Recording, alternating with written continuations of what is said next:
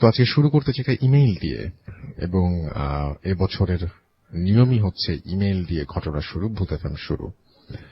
তো ইমেইলের ঘটনায় সরাসরি চলে যাচ্ছি। আমি যেভাবে লিখেছেন সেভাবেই পড়ছি। আসসালামু আলাইকুম রাসেল ভাই, আশা করি ভালো আছেন। জানি আপনি সবসময় ভালোর দলে, তাই জিজ্ঞেস করলাম না। আমি হামিম, খুলনা পলিটেকনিক ইনস্টিটিউট সিভিলের ছাত্র। পড়াশোনায় ব্যস্ত থাকার কারণে স্টুডিওতে আসা সম্ভব নয়, তাই আমি চাই আমার ঘটনাটি আপনি পড়ে শোনান। সরাসরি আমার ঘটনায় চলে যাই। এই ঘটনাটি ঘটে আমার এক শ্রদ্ধেয় শিক্ষকের সাথে। আমি তখন নবম শ্রেণীর ছাত্র। এক রাতে উনি ওনার এক আত্মীয়র অসুস্থতার সংবাদ পেয়ে আত্মীয়র বাড়ির উদ্দেশ্যে বেরিয়ে পড়েন। তখন রাত প্রায় ৮টা। দ্রুত যাওয়ার জন্য তার বাইসাইকেল নিয়ে সংক্ষিপ্ত রাস্তা তিনি বেছে নেন। আমি আগে রাস্তার কিছুটা বর্ণনা দেই। রাস্তাটা ছিল বড় একটা বাগানের মধ্য দিয়ে। রাস্তা দিয়ে কিছু দূর যাওয়ার পর ডান দিকে শিব মন্দির, তার পাশেই তার কাটা দিয়ে ঘেরা একটি আম বাগান। বাগানের ঠিক বিপরীতে ছিল একটি বড় দিঘি। শিব মন্দির পার হওয়ার পর থেকেই ওনার মনের ভেতরে একটা অস্বস্তির সৃষ্টি হয়। আম বাগান পার হওয়ার পরই ডান পাশে আছে বেশ কয়েকটি পুরনো বট গাছ, এবং তারপর রাস্তাটা বামে মোড় নেয়। ঠিক ওই মোড়টি পার হওয়ার সময় তার বাইসাইকেলের নিচে একটি বড় সাপের মৃত্যু ঘটে। তিনি সাপটিকে লক্ষ্য করে চিনতে পারেন, কারণ ওই সাপ ছিল সেই সাপ যেটিকে তিনি তার আশেপাশেই প্রায় দেখতে পেতেন। বলে রাখা ভালো, স্যারের ছিল তুলারাশি। তিনি কিছুটা আশ্চর্য হন, অবাক হয়ে যান, কিন্তু ব্যস্ততার কারণে তিনি আবার চলতে শুরু করেন। ওখান থেকে কিছু দূর যাওয়ার পরেই খ্রিস্টিয়ানদের একটা কবরস্থান রয়েছে, এবং বলে রাখা ভালো যে কবরস্থানের পাশে ছিল লম্বা একটি বাঁশঝাড়। উনি কবরস্থানটি পার হওয়ার সময় খেয়াল করেন যে ভয়ানক কণ্ঠে কে যেন হাসছে, এবং করুণ সুরে পাখি জাতীয় কোনো প্রাণী ডাকছে। তিনি সামান্য ভয় পাওয়ার কারণে পেছনে না তাকিয়ে দ্রুত সাইকেল চালিয়ে সামনে চলে যান। তার আত্মীয়র বাড়িতে কাজ শেষ করতে করতে অনেক রাত হয়। পরবর্তী দিন ওনার স্কুল থাকায় উনি ওই রাতে বাড়ি ফেরার সিদ্ধান্ত নেন। তখন রাত প্রায় 11:30। চারিদিক নিস্তব্ধ। রীতিমতো তিনি তার সাইকেল চালিয়ে যাচ্ছিলেন। যখন কবরস্থানের কাছে পৌঁছলেন তখন তিনি ওই মৃত সাপটিকে আবার দেখতে পেলেন, যদিও তিনি মৃত সাপটিকে আসার সময় ওই স্থান থেকে অনেকটা দূরে বটগাছের কাছে মৃত অবস্থায় দেখেছিলেন।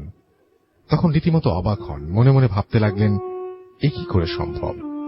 যখন তিনি কবরস্থান পার হচ্ছিলেন এবং তখন তিনি আবারও শুনতে পান সেই করুণ সুর, সেই কান্না, এবং তাকে যেন আরো কেউ পেছন থেকে ডাকছিল। তিনি দ্রুত সাইকেল চালানোর চেষ্টা করেন, কিন্তু ব্যর্থ হন। তিনি বুঝতে পারেন যে সাইকেলটা হঠাৎ করে অনেক ভারী হয়ে গেছে। তিনি ফিল করেন যে তার সাইকেলের পেছনে কেউ আছে। তিনি ভয় পেয়ে আরো জোরে সাইকেল চালাতে চেষ্টা করেন, কিন্তু বুঝতে পারলেন তার সাইকেল সেভাবে জোরে চলছে না। এভাবেই শিব মন্দিরের কাছাকাছি আসার পর ঝাঁকুনি দিয়ে সাইকেল সহ তিনি মাটিতে পড়ে যান। তখনই পেছনের দিকে তাকিয়ে দেখেন খুব কুৎসিত, বিভৎস, কালো চেহারার লম্বা একজন তার কাটা ঘেরা ডিঙিয়ে পার হচ্ছে। বলে রাখা ভালো, তার ঘেরা সেই জায়গাটি 5-7 ফিট উঁচু ছিল। তিনি ডানে তাকিয়ে দেখেন একটা সাদা মাথাবিহীন ঘোড়া খুব দ্রুত বেগে তার দিকে এগিয়ে আসছে, কিন্তু তার মনে হলো ঘোড়াটি যেন মন্দির সংলগ্ন, মন্দিরটি ক্রস করার সাহস পেল না, এবং ঘোড়াটি মন্দিরের একটু দূরে অদৃশ্য হয়ে গেল। তিনি খুব ভালোভাবে ঘোড়াটি দেখতে পান, কারণ সাদা ঘোড়াটির গা থেকে সাদা আলোর জ্যোতি বের হচ্ছিল। ঘোড়াটি চলে যাওয়ার পর ঘোড়াটির ফেলে যাওয়া ঠান্ডা বাতাস তিনি তার গায়ে অনুভব করলেন। এই দৃশ্যের পর তিনি আর সেখানে স্থির থাকতে পারলেন না। তিনি সাইকেল ফেলে প্রাণপণে ছুটতে শুরু করলেন, এবং বাড়ি পৌঁছেই অজ্ঞান হয়ে গেলেন। পরের দিন তার জ্ঞান ফেরার পর তার কাছ থেকে আমরা পুরো ঘটনাটি জানতে পারি। কিন্তু দুঃখজনক হলেও সত্য, স্যার প্রায় 1 মাস জ্বরে ভোগার পর মারা যান। একটা কথা বলা জরুরি, মৃত্যুর আগে স্যার খুব শুকিয়ে গিয়েছিলেন, এবং তার গায়ের রং খুবই কালো হয়ে গিয়েছিল। এই ছিল আমার ঘটনা, যার ব্যাখ্যা আমি আজও পেলাম না। যদি ভালো লাগে তবে পড়ে শোনাবেন, আশা করি সবার ভালো লাগবে। আমার কাছে আরো ঘটনা আছে, পরে পাঠাবো। তো আপনার ঘটনার অপেক্ষায় থাকলাম। চলে যাচ্ছি আমাদের প্রথম অতিথির কাছে। আপনি কোথা থেকে এসেছেন, আপনার নামটা কি একটু প্লিজ বলবেন? হ্যালো লিসেনার্স, আমি তানজিম লিমন, খুলনা থেকে আসছি। ওকে, তো তানজিম লিমন আমাদের একটা অনেক বড় অডিও ক্লিপ পাঠিয়েছিলেন, অনেক বড়। তো সেই অডিও ক্লিপটা এত বড়ভাবে এই গল্পটা শোনার চাইতে আমি ভেবেছিলাম যে তার কাছ থেকে যদি ঘটনাটি তার মুখ থেকে শুনতে পেতাম তাহলে অনেক ভালো হতো। তো আমি জাস্ট ওনাকে ফোন করি, উনিও বলছিলেন যে উনি ঢাকায় আসবেন যদি আমরা ডাকি।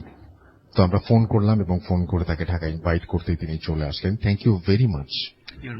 অনেক লম্বা একটা রাস্তা পার হয়ে আপনি এসেছেন, এন্ড আসার সময় নিশ্চয়ই ভালো ছিলেন এবং জার্নি নিশ্চয়ই ভালো ছিল।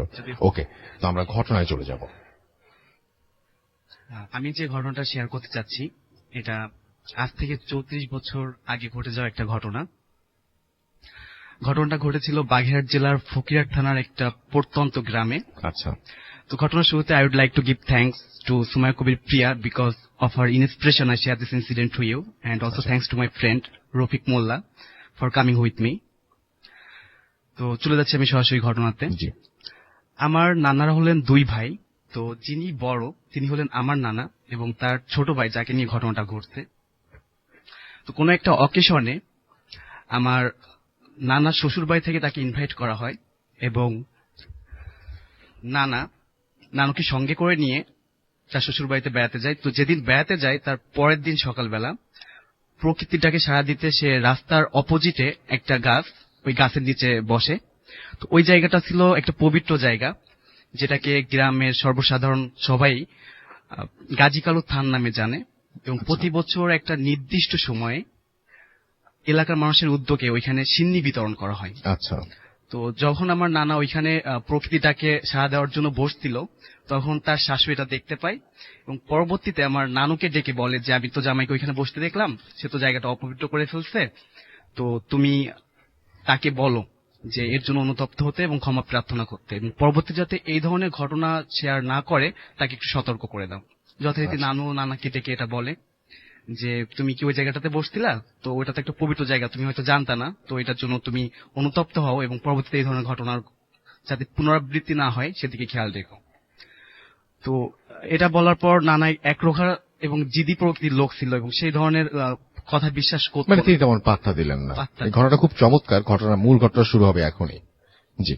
তো তখন নানা যেটা করলো যে সে যেটা বললো আমি এখন তো এটা করলামই এবং পরবর্তীতে যে কয়টা দিন আমি তোমাদের বাড়িতে থাকবো আমি এটা করব, দেখি আমি দেখতে চাই যে কি হয়। তো এরপর হচ্ছে আরো 4 দিন ছিল এবং সে একই ঘটনা পুনরাবৃত্তি করলো। পরবর্তীতে সে যখন বাড়িতে চলে আসলো এবং ওই পরের দিন রাতে যাত্রাপালা শোনার জন্য তাদের যে গ্রাম, তাই গ্রাম থেকে কয়েকটা গ্রাম পরে সে যাত্রাপালা শুনতে যায়। ওইখান থেকে যখন ফেরে তখন রাত প্রায় 2:30 কি 3টা। তো এই সময়টাতে আমবাগান নামে একটা জায়গা আছে যেটা খুব হন্টেড একটা প্লেস, এবং ওই আমবাগানে একটা বর্ণনা না দিলেই নয় যে আমবাগান এবং তার পাশ দিয়ে একটা সরু রাস্তা চলে গেছে, তার পাশে একটা ফাঁকা বিল। 1.5 থেকে 2 কিলোমিটারের মধ্যে কোনো ধরনের কোনো বাড়ি ঘর নাই। তো নানা যখন আমবাগানের মাঝামাঝি তখন তার মনে হচ্ছে যে কেউ তাকে অনুসরণ করে পিছে হেঁটে আসতেছে এবং সে রীতিমতো পায়ের শব্দটাও শুনতে পাচ্ছে। তো নানা ভাবলো যেহেতু পিছে থেকে একজন হেঁটে আসতেছে তো আমি ওয়েট করি, উনি আসুক, একসঙ্গে আমরা যাই। উনিও দূর থেকে সে দেখতে পাইছে যে একজন মানুষ হেঁটে আসতেছে।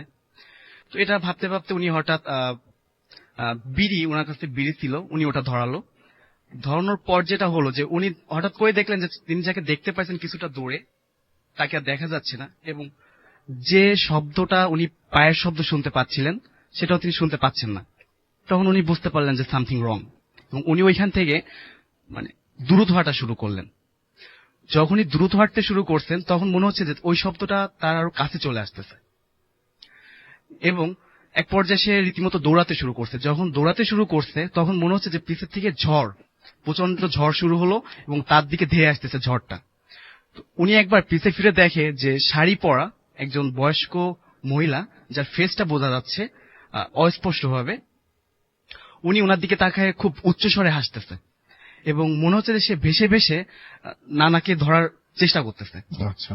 তো উনি এটা ঘটার পর উনি দৌড়ায় চলে যায় এবং কিছুটা দূর যাওয়ার পর দেখে যে একটা আলো জ্বলতেছে একটা বাড়িতে, ওই বাড়িতে যে অনেক জোর চিৎকার করে অজ্ঞান হয়ে যায়। আচ্ছা। এবং পরবর্তীতে যখন সেন্স আসে তাদের এই ঘটনাটা খুলে বলে এবং ওই রাতে সে ওইখানে অবস্থান করে। পরের দিন সকালবেলা নানাকে তারা যে পৌঁছায় দিয়ে আসে বাড়িতে, তার বাড়িতে পৌঁছায় দিয়ে আসে। এরপর উনি অসুস্থ হয়ে পড়ে, জ্বর হয়। তো 3-4 দিন পর যখন উনি সুস্থ হলো তখন ভাবতেছে যে অনেকদিন তো আমার খেতে যাওয়া হয় না, পরিচর্যা করা হয় না। উনি একটা সবজি ক্ষেত ছিল, ওনাদের বাড়ির পর হচ্ছে একটা বেত বাগান, বেত বাগানের পর হচ্ছে ওনার সবজি ক্ষেতটা। আচ্ছা। তো উনি 9:30 কি 10টার দিকে ওই ওনার সবজি খেতে যায় পরিচর্যা করার উদ্দেশ্যে। তো উনি যখন গেছে তখন সবকিছুই ঠিকঠাক স্বাভাবিক ছিল।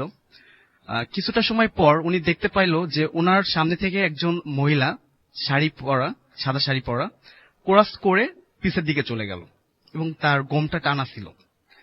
তো নানা মানে কয়েকবার ওনাকে পিছে ফিরে তাকায় দেখার চেষ্টা করছে যে মহিলাটা পরিচিত কিনা। ওনার কাছে অপরিচিত মনে হয়েছে মহিলাটাকে। আচ্ছা।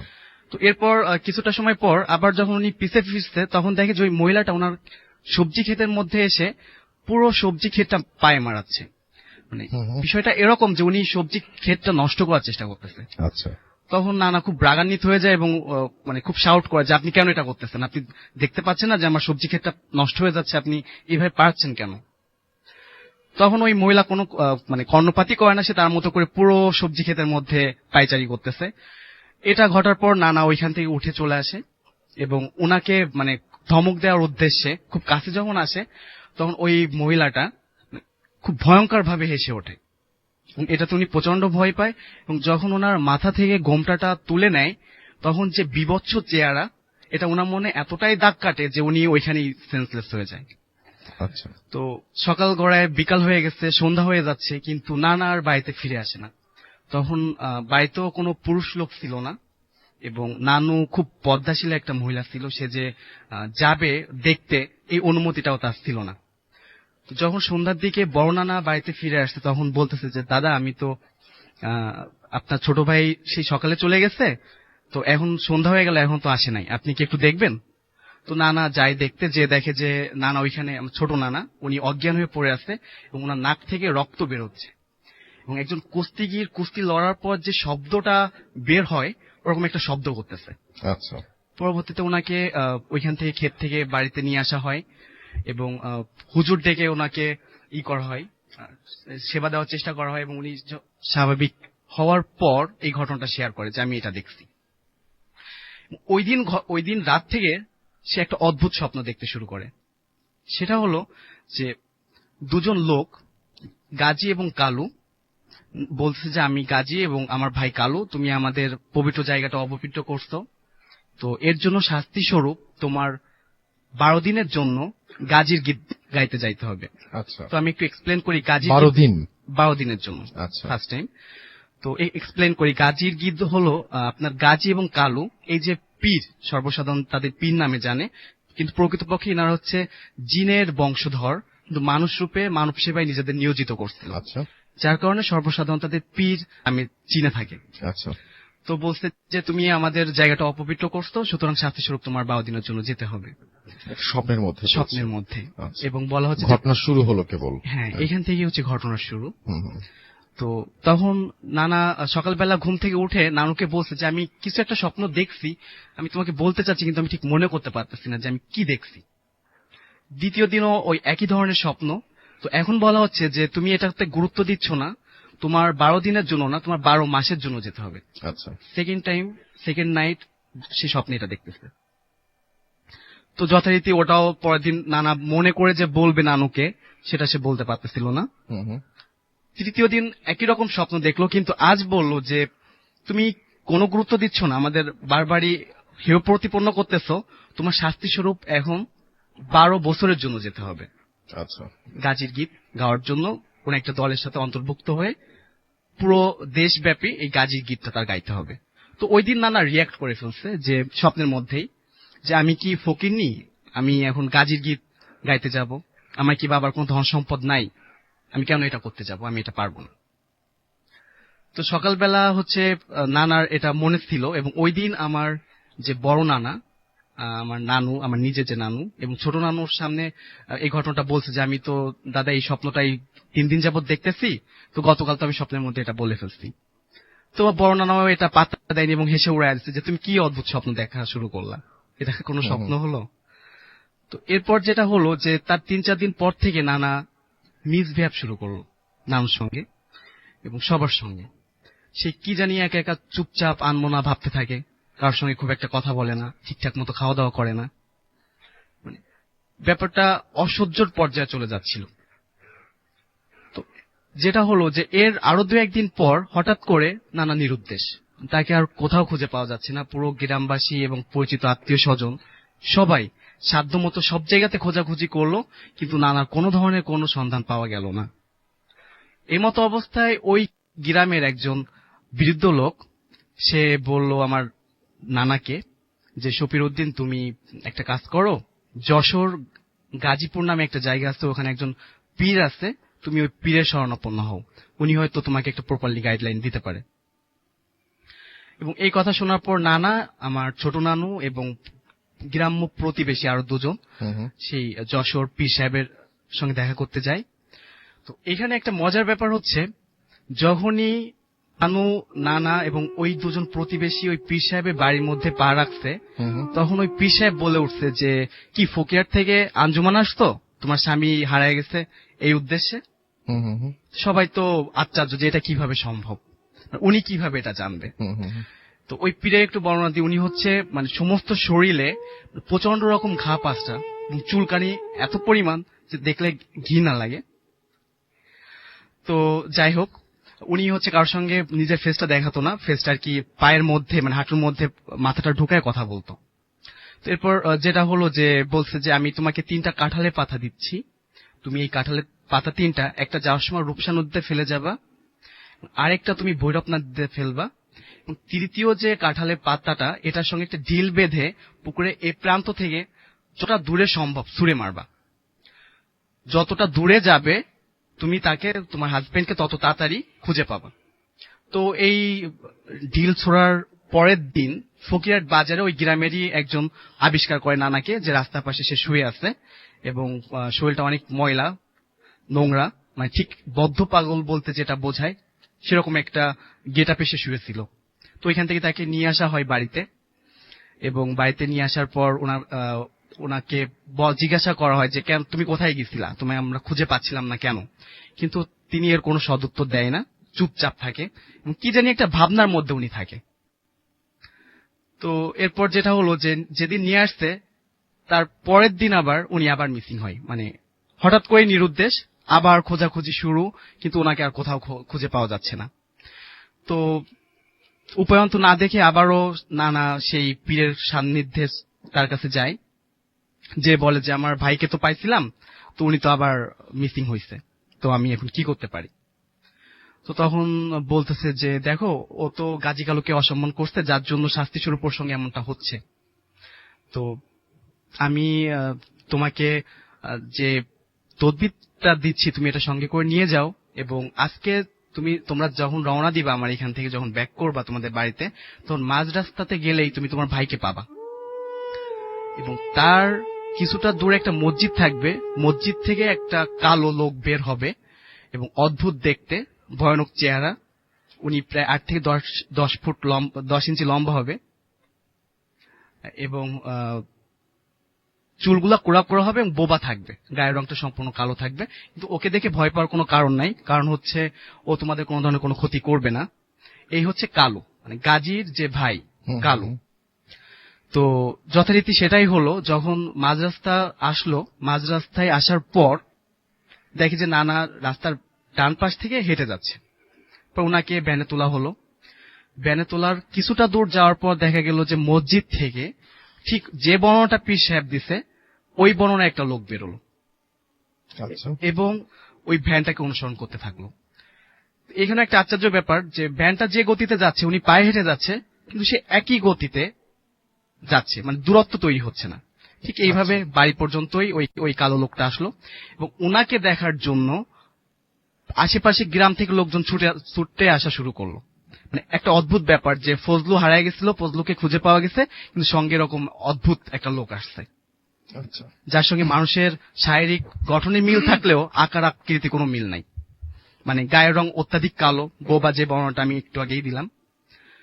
তো ওই লোকটা আসার পর ওই বোবা লোকটা একটা অদ্ভুত বিড়ম্বনা তৈরি হলো। সেটা হলো, ছোট নানা যখন খেতে চাচ্ছে তখন তাকে খাবার দেওয়া হচ্ছে, ঠিক ওই মুহূর্তে ওই লোকটা অর্থাৎ ওই বোবা লোকটা তাকে ইশারা দিচ্ছে না খাওয়ার জন্য।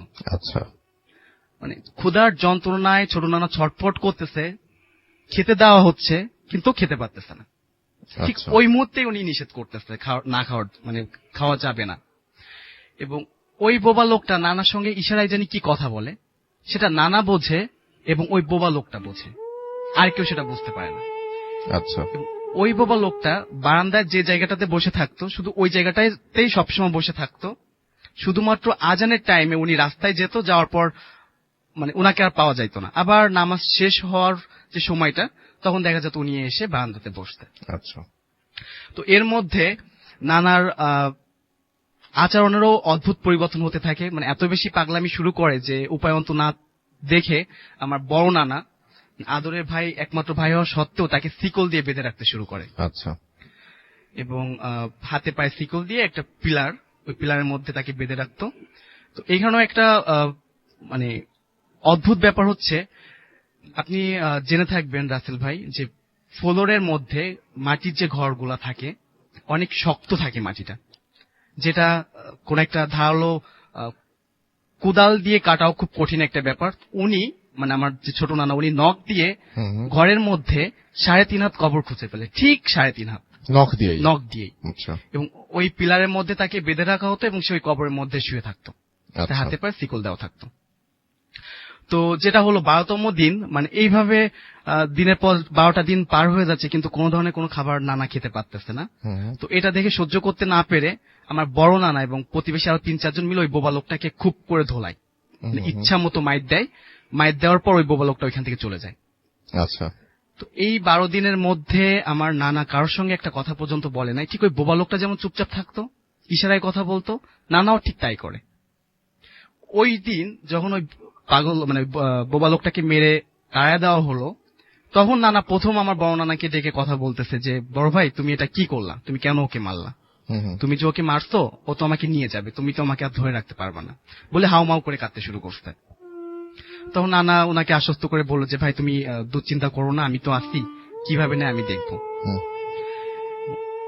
ওই দিন রাতে তাকে আবার স্বপ্ন যোগে দেখানো হয়েছে যে, তুমি তোমার বড় ভাইকে বলো, যদি সে তোমার যে 2 মেয়ে তাকে যদি কুরবানি করতে দেয় গাজী কালুর নামে, অথবা 12টা গরু কুরবানি দিতে পারে একদিনে, তাহলে তোমাকে আমরা নিব না। তখন আমার বড় যে আন্টি, ওনার বয়স 14 মাস, এবং ছোট যে আন্টি তার বয়স 7 কি 8 দিন। তো যথারীতি এটা সকালে শেয়ার করলো আমার বড় নানার সঙ্গে যে, বড় ভাই আমি এটা রাতে স্বপ্ন দেখছি। নানা বলল যে, আচ্ছা ঠিক আছে, আমি তাহলে কথা বলে দেখি এলাকার গণ্যমান্য ব্যক্তির সঙ্গে তারা কি বলে। তো তাদের কয়েকজন সম্মতি দিল যে 12টা গরু কুরবানি দিয়ে যদি তুমি তোমার ভাইকে রাখতে পারো, এটা তো খারাপ কিছু হতে পারে না। তো যথারীতি নানা 6টা গরু একদিনে কুরবানি দিয়ে ফেললো, এবং বাকি 6টাও দিবে পর্যায়ক্রমে। ঠিক এই সময় তার যে ফুফু, আমার নানার যে ফুফু, সে এসে বাধা দিল, যে আমার নানার নাম উচ্চারণ করে বলছে যে, শফিরউদ্দিন, তোমার ভাই পাগল হয়েছে ফজলু, তুমি তো আর পাগল হও নাই, তুমি ওর কথা মতো 12টা গরু কুরবানি দিয়ে দিচ্ছ। তখন তাদের বাধার মুখে আর কুরবানি দেওয়া সম্ভব হলো না। আচ্ছা। তো যখন কুরবানি দিতে পারলো না, ওই দিন বিকালেই নানা চলে গেল হচ্ছে সেই পীরের কাছে আবারও, যে পীর সাহেব আমি তো ভুল করে নিজেকে সামলাতে না পেরে আপনি নিষেধ করার সত্ত্বেও ওই লোকটার গায়ে হাত তুলে ফেলছি, এরপর তো এই স্বপ্নটা দেখা দিছে, এখন আমি কি করতে পারি। তো পীর সাহেব বলল যে, তুমি খুব বড় একটা ভুল করছো, আমি তোমাকে নিষেধ করার পরও তোমার এমনটা করা একদমই ঠিক হয়নি। তো ওকে তো আজকে রাতেই নিয়ে যাবে চড়ুই পাখির পিঠে করে, তোমরা তো ওকে ধরে রাখতে পারবা না। চড়ুই পাখির পিঠে করে? হ্যাঁ। আচ্ছা। তোমরা তো ওকে ধরে রাখতে পারবা না। তো এটা যখন বললো, নানা ওইখান থেকে সঙ্গে সঙ্গে রওনা দিয়ে চলে আসলো বাড়িতে, এবং ওই এলাকার যত ইয়াং এবং এনার্জেটিক যে লোকজনগুলা ছিল সবাইকে ডাকলো, যে এই ব্যাপার, এখন আমাদের আজকে সারা রাত জেগে বাড়িটা পাহারা দিতে হবে, যাতে ওকে কোনোভাবে নিতে না পারে। তো যথারীতি সেটাই হলো। পুরো এলাকার যত যুবক ছিল, সুস্থ স্বাভাবিক যারাই ছিল, প্রত্যেকে চলে আসলো এবং উঠানে ঘরের চারপাশে সারা রাত জেগে তারা পাহারা দিতে শুরু করলো। এবং যে ঘরটার মধ্যে নানাকে রাখা হয়েছিল ওই একই রুমের মধ্যে আমার নানুও ছিল এবং তার যে ছোট দুটো মেয়ে তারাও ছিল। এবং নানা তার কবরের মধ্যে যথারীতি সেই আগের মতো করেই হাতে এবং পায়ে শিকল দেওয়া পিলার সঙ্গে রাখা সে কবরের মধ্যে শুয়েছিল। তো 1 ঘন্টা পর পর নানা জিজ্ঞাসা করতেছে যে আমার নানুকে, বন্ডি ভাইটি কি আছে কবরের মধ্যে?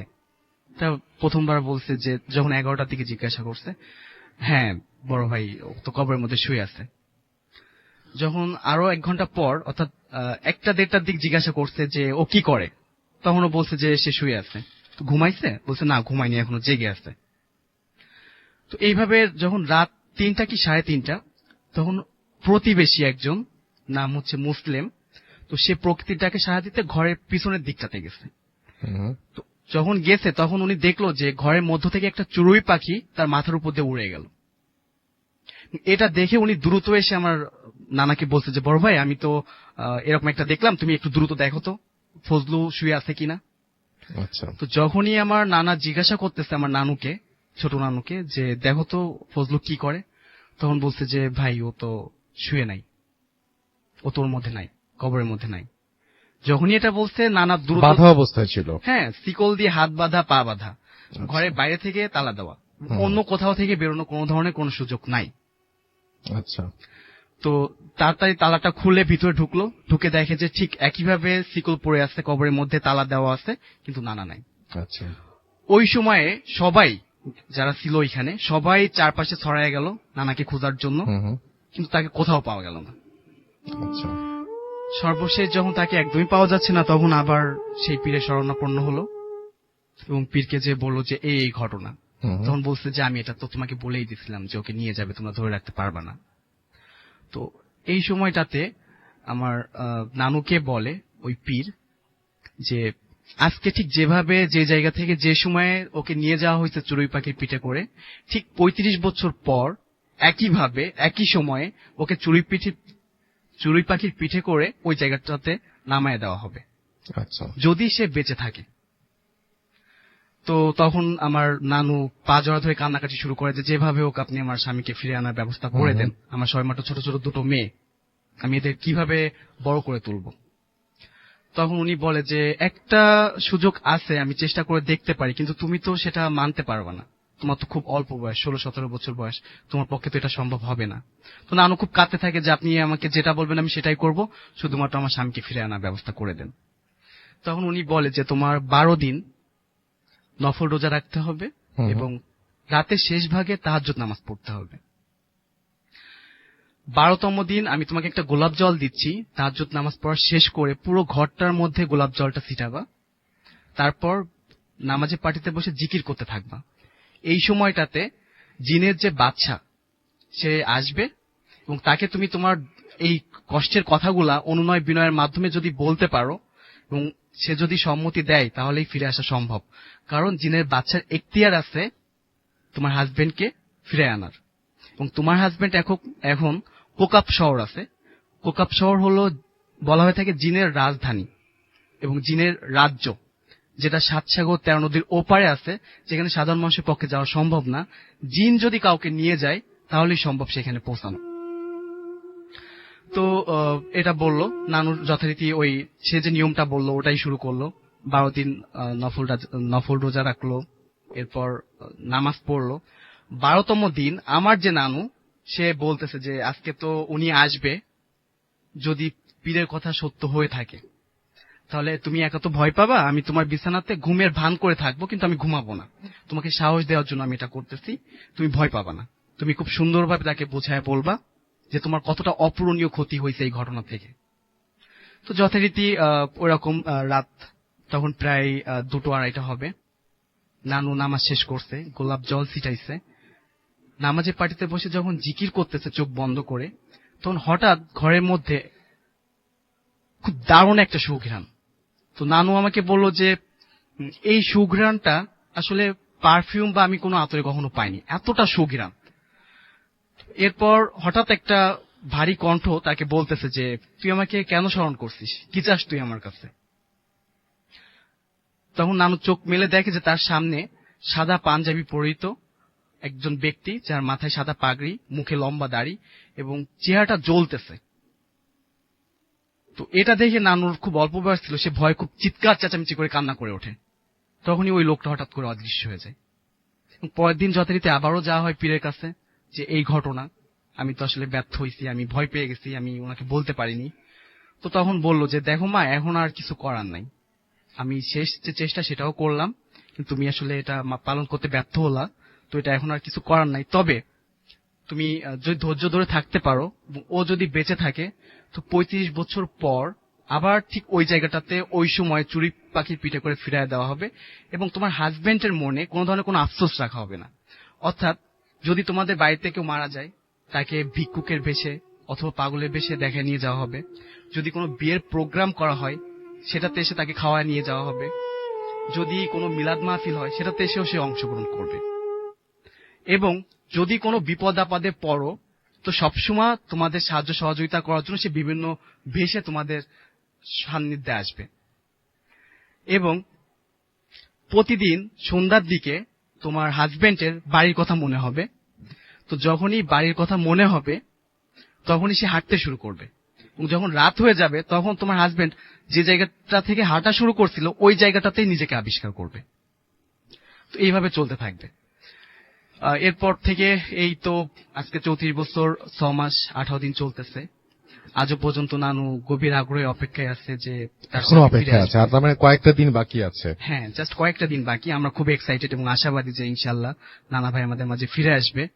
এবং যদি নানা ভাই ফিরে আসে, আল্লাহ যদি তাকে ফিরে আনে, আপনারা আশাবাদী এখন? হ্যাঁ, যদি ফিরে আসে নানা, তো আমি অবশ্যই রেডিও ফুর্তিতে নানাকে নিয়ে আসবো, যদি সে সুস্থ স্বাভাবিক থাকে, তাকে কনফেস করার জন্য। এটা এমন একটা অমীমাংসিত রহস্য যে যার সঙ্গে না ঘটছে এবং যে প্রত্যক্ষ না করছে, সে আসলে বিশ্বাস করতে চাবে না। কিন্তু অবিশ্বাস করার জন্য তো কিছু বিশ্বাসযোগ্য কারণ থাকার দরকার আছে, সেগুলো হয়তো তারা আমাকে দেখাতে পারবে না। এবং নানুর তখন খুব অল্প বয়স ছিল, তার বাবা মা সর্বোত্তক চেষ্টা করছে তাকে অন্যটো বিয়ে দেওয়ার, কিন্তু নানু কোনোভাবেই বিয়ে করে নাই। সে তার স্বামীর এখনো পথে বসে আছে। এবং মাঝখানে একবার তিনি ফকিরের বেশে এসেছিলেন। জি, সেটা একটা খুব ইন্টারেস্টিং ইনসিডেন্ট, আমি আপনাকে বলি। আমার যে বড় আন্টি, মানে তার যে বড় মেয়ে 14 মাস বয়সে যখন রেখে চলে যাওয়া হয় তাকে, তো ওনার বিয়ের পর প্রায় 5-6 বছর হয়ে যায়, ওনার বিয়ে মানে সন্তান হয় না আমার বড় আন্টির। তো এরকম একটা অবস্থায় হঠাৎ করে একদিন আমার যে খালু, তার মানসা বাজার নামে একটা বাজার আছে ফকিরাটার ওইখানে দোকান আছে। তো দেখে যে ওইখানে একটা ভিড় হয়েছে, অনেক লোক জমায়েত হয়েছে, এবং একজন পাগল ঠিক না, একজন ভিক্ষুক লোক, সে চায়ের যে পাতি, যে ফেলে দেওয়া পাতি, সেটা খাচ্ছে, এবং সবাই ওটা খুব কৌতূহলের সঙ্গে দেখতেছে যে কেন এটা করতেছে। তো যখন আমার খালু তার কৌতূহল থেকে দেখতে গেল, তখন সবার মধ্যে খালুর নাম ধরে ডেকে বলছে যে, এই আমি তো তোমার জন্যই অপেক্ষা করতেছি, তুমি এদিকে আসো। তো আসার পরে বলছে যে আমি তো তোমাদের বাড়িতে যাব, তো তুমি দোকানটা বন্ধ করে তোমার বাড়িতে আসো, আমি তোমাদের বাড়িতে যাচ্ছি। খালু দোকান বন্ধ করে তার বাড়িতে পৌঁছানোর আগেই সে পৌঁছায় গেছে, এবং যে আমার আন্টিকে ডেকে নাম ধরে ডেকে বলছে যে মা তুমি একটু বাইরে আসো, আমি একটু তোমাকে দেখবো, আমি তোমার সঙ্গে একটু কথা বলতে চাই। তো এইরকম অবস্থাতে তার শাশুড়ি এবং আশেপাশে প্রতিবেশীও জমা হয়েছে। তো তাদের সামনেই বলতেছে যে তোমার তো সন্তান হয় না, মনে অনেক দুঃখ, অনেক সুখের সংসার, কিন্তু একটা সন্তানের অভাবে আসলে তুমি সুখটা অনুভব করতে পারতেছো না, সারাক্ষণ মন খারাপ করে থাকো। তো আন্টি তো অবাক, ওনার দিকে চেয়ে আছে অপলক দৃষ্টিতে যে ইনি এগুলা কিভাবে জানে। তখন আন্টিকে বলতেছে যে তুমি একটা শক্ত মাটির নিয়ে আসো, আমাকে এনে আমার হাতে দাও। তো একটা শক্ত মাটি উজু করে বলছে যে উজু করে আসো এবং একটা শক্ত মাটি আমাকে এনে দাও।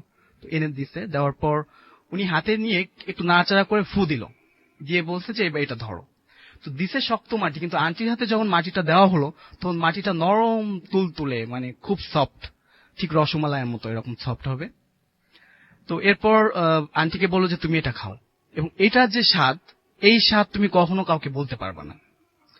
তো আন্টি সবার সামনেই মাটিটা খাইলো, এবং মাটি খাওয়ার পর বলছে যে তোমার একটা সন্তান হবে, ছেলে সন্তান হবে, এবং সে একটা নাম নির্ধারণ করে দিল যে ওই নামেই তুমি তার নামকরণ করবা। কিন্তু এবং তিনি এখনো হয়েছিলেন এবং বেঁচে আছেন? হ্যাঁ, এখনো বেঁচে আছে এবং সে এখন ন্যাশনাল বোর্ড অফ রেভিনিউতে কর্মরত আছে। আচ্ছা। এবং সে আমার ক্লাসমেটও ছিল, আমার ফ্রেন্ডও। আচ্ছা। মুস্তাকিম বিল্লাহ। তো ওইটা সে খায় এবং তারপরে তো শুনলাম আমরা সন্তান হয়। আর কাউকে কোনো হেল্প করেছেন? তারপর যেটা হলো যে এর মধ্যে খালু চলে আসছে, এসে দেখে যে এই ঘটনা। তো খালুকে বলছে যে তুমি একটা ইট নিয়ে আসো, কলা পাতাতে ভালো করে মোড়ায় একটা ইট নিয়ে আমার হাতে দাও, এবং আমি এই ইটটা ফু দিয়ে তোমার হাতে দেওয়ার পর তুমি মাগরিবের নামাজ পড়ে ইটটা দেখবা। তো এটা কখনো আন্টি আমাকে সরাসরি বলে নাই বা খালু কখনো বলে নাই, কিন্তু আমরা শুনতে পাইছি যে ওই ইটটা পরবর্তীতে সোনা হয়ে গেছিল। আচ্ছা। সে বলতেছে যে ওই সবার সামনেই যে আমি মক্কাতে যে তখন হচ্ছে আসর আজান দিছে, তো বলছে যে আমি মক্কাতে যে হচ্ছে মাগরিবের নামাজ পড়বো, আচ্ছা, তো আমি আর দেরি করতে পারবো না, আমি চলে যাচ্ছি। তখন খালু তার একটা নতুন চাদর ছিল, চাদরটা তাকে উপহার দেয়। ওই চাদরটা বলছে যে আমি নিব না, আমার তো এগুলো দরকার হয় না, আমি এটা কেন নিব। তো অনেক রিকোয়েস্ট করার পর সে নিছে, নেওয়ার পর বলছে যে আমাকে একটা ভ্যান ডেকে দাও। ভ্যান ডেকে দিল, এবং সে যখন ভ্যানে করে যাচ্ছে, কিছুটা পথ যাওয়ার পর ওই ভ্যানের লোকটাকে বলছে যে আমার খুব দেরি হয়ে যাচ্ছে, তুই কি আমার কাছে কিছু চাস, চাইলে আমাকে বল। এখন বলছে যে হুজুর আমি আপনার কাছে কি চাবো, আপনি যেটা ভালো মনে করেন। তখন বলছে তাহলে একটা কচুর পাতাতে কিছু বালু এনে আমার হাতে দে। সে সেটা করলো এবং বললো যে তুই আসরের নামাজ পড়ার পর এই বালুটা দেখবি, কিন্তু বালুটা যে কি হবে এটা তুই কাউকে বলতে পারবি না। তো সেটাই হলো। তো যখন বালুটা তার হাতে দিল, দেওয়ার পর উনি পকেটে রেখে দিল এবং উনি আবার ব্যান চালাইতে শুরু করলো। তো ব্যান ওনার হঠাৎ মনে হলো যে কৌতূহল থেকে যে কি হতে পারে, আমি এটা একটু ওনাকে জিজ্ঞাসা করে দেখি। যখনই পিছে ফিরছে তখন দেখে যে ওই চাদরটা ভ্যানের উপর পড়ে আছে, কিন্তু সেই লোকটা আর নাই। এইভাবেই তিনি বিভিন্ন সময় এসছেন। এবং আপনি কত বছর বয়স বললেন হয়েছে এখন? 34 বছর 6 মাস 18 দিন। 18 দিন। তার মানে 35 বছর পর ফিরে আসার কথা। ফিরে আসলে অবশ্যই আমাদের জানাবেন। থ্যাংক ইউ ভেরি মাচ আমাদের সাথে ঘটনা শেয়ার করার জন্য এবং এত দূর থেকে এসে আমাদের এরকম লম্বা একটা ঘটনা উপহার দেওয়ার জন্য। এখন যেটা করব সেটা হচ্ছে আমাদের সেকেন্ড যে অতিথি তার কাছ থেকে তার ঘটনাটা শুনবো। আপনার নামটা প্লিজ একটু বলবেন, কোথা থেকে এসেছেন, তারপর আপনার ঘটনা যাব। হ্যালো নিসরাজ, আসসালামু আলাইকুম। আমি রাইহান আমির, আইটি মেডিকেল কলেজের স্টুডেন্ট, উত্তরা থেকে এসেছি। ওকে, আমরা কি ঘটনাটা মেডিকেলেরই শুনবো? না, এটা আমার একটু পাস্ট এক্সপিরিয়েন্স একটা। ওকে, শুনি তাহলে। ঘটনাটা 2013 সালের আমার নিজের সাথে অ্যাকচুয়ালি ঘটা। আমি তখন বনশ্রী থেকে শিফট হয়ে আমরা খিলগাঁয়ের কাছাকাছি একটা জায়গা, আমি এক্সাক্ট লোকেশনটা বলতে চাচ্ছি না, একটা বাসায় আসি। তো আনফরচুনেটলি যে বাসাতে আমাদের ওঠার কথা ছিল, তো ওই বাসাতে আমরা উঠতে না পারায় খুব তাড়াহুড়ো করে অন্য একটা বাসায় শিফট হতে হয়। তো ওই বাসাটার একটু সংক্ষিপ্ত বিবরণ দিচ্ছি। বাসাটা অনেক পুরাতন, মোটামুটি 25-30 বছর আগে হয়তো তৈরি করা হয়েছিল। আর আমার যে রুমটা ছিল ওই রুমের দরজার উপরেই একটা তাবিজ লাগানো ছিল, এবং আমার বেডের ঠিক পায়ের কাছে পূর্ব পাশে একটা জানালা, এবং তার একটু দূরে একটা কবরস্থান ছিল। আচ্ছা। তো প্রথম রাতটা আমিও বাসায় থাকিনি, দ্বিতীয় রাত থেকে ঘটনাটা শুরু হয়। আমি যখনই রাতের বেলা ঘুমাতাম, আনুমানিক টাইমটা হবে 1:30 থেকে 2টার মধ্যে। সো ওই টাইমটাতে ঘুমানোর পরে ঠিক ওই টাইমটায় আমি একটা স্বপ্ন দেখতাম।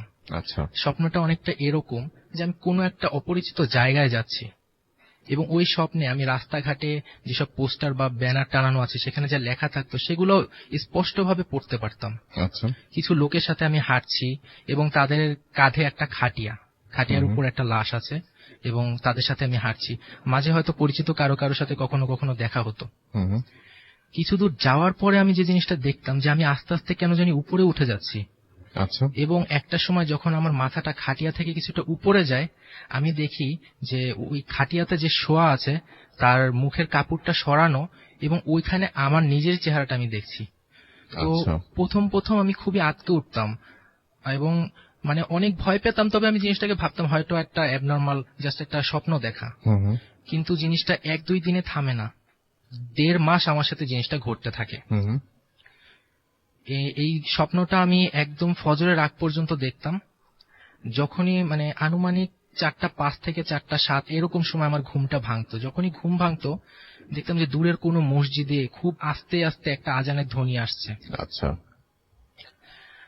আর একটা জিনিস আমি বলতে চাচ্ছি, মাঝে আমি আমার এক টিচারের কাছ থেকে শুনেছিলাম যে একটা দোয়া, লা হাওলা ওয়ালা কুওয়াতা ইল্লা বিল্লাহিল আলিয়্যিল আযীম, এই দোয়াটা পড়লে যত খারাপ জিন আছে তারা ওখানে উপস্থিত থাকতে পারে না, তারা চলে যেতে বাধ্য হয়।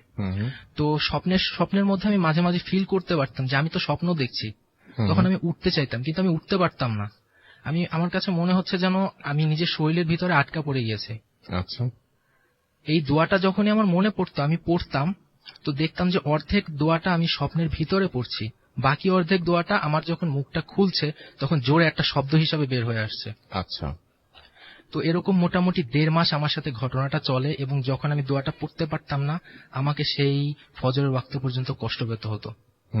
তো এক সময় স্বাভাবিকভাবেই আমার ঘুমের শর্টেজ থাকে এবং আমি মানসিকভাবে বিপর্যস্ত হয়ে যাই। সো আমি শারীরিকভাবে খুবই দুর্বল হতে থাকি। তো জিনিসটা আমার বাবা যখন নোটিস করেন, তো উনি তখন আমাকে ডাক নেন এবং বলেন যে কি হয়েছে তোমার। তো আমি তার সাথে শেয়ার করি জিনিসটা।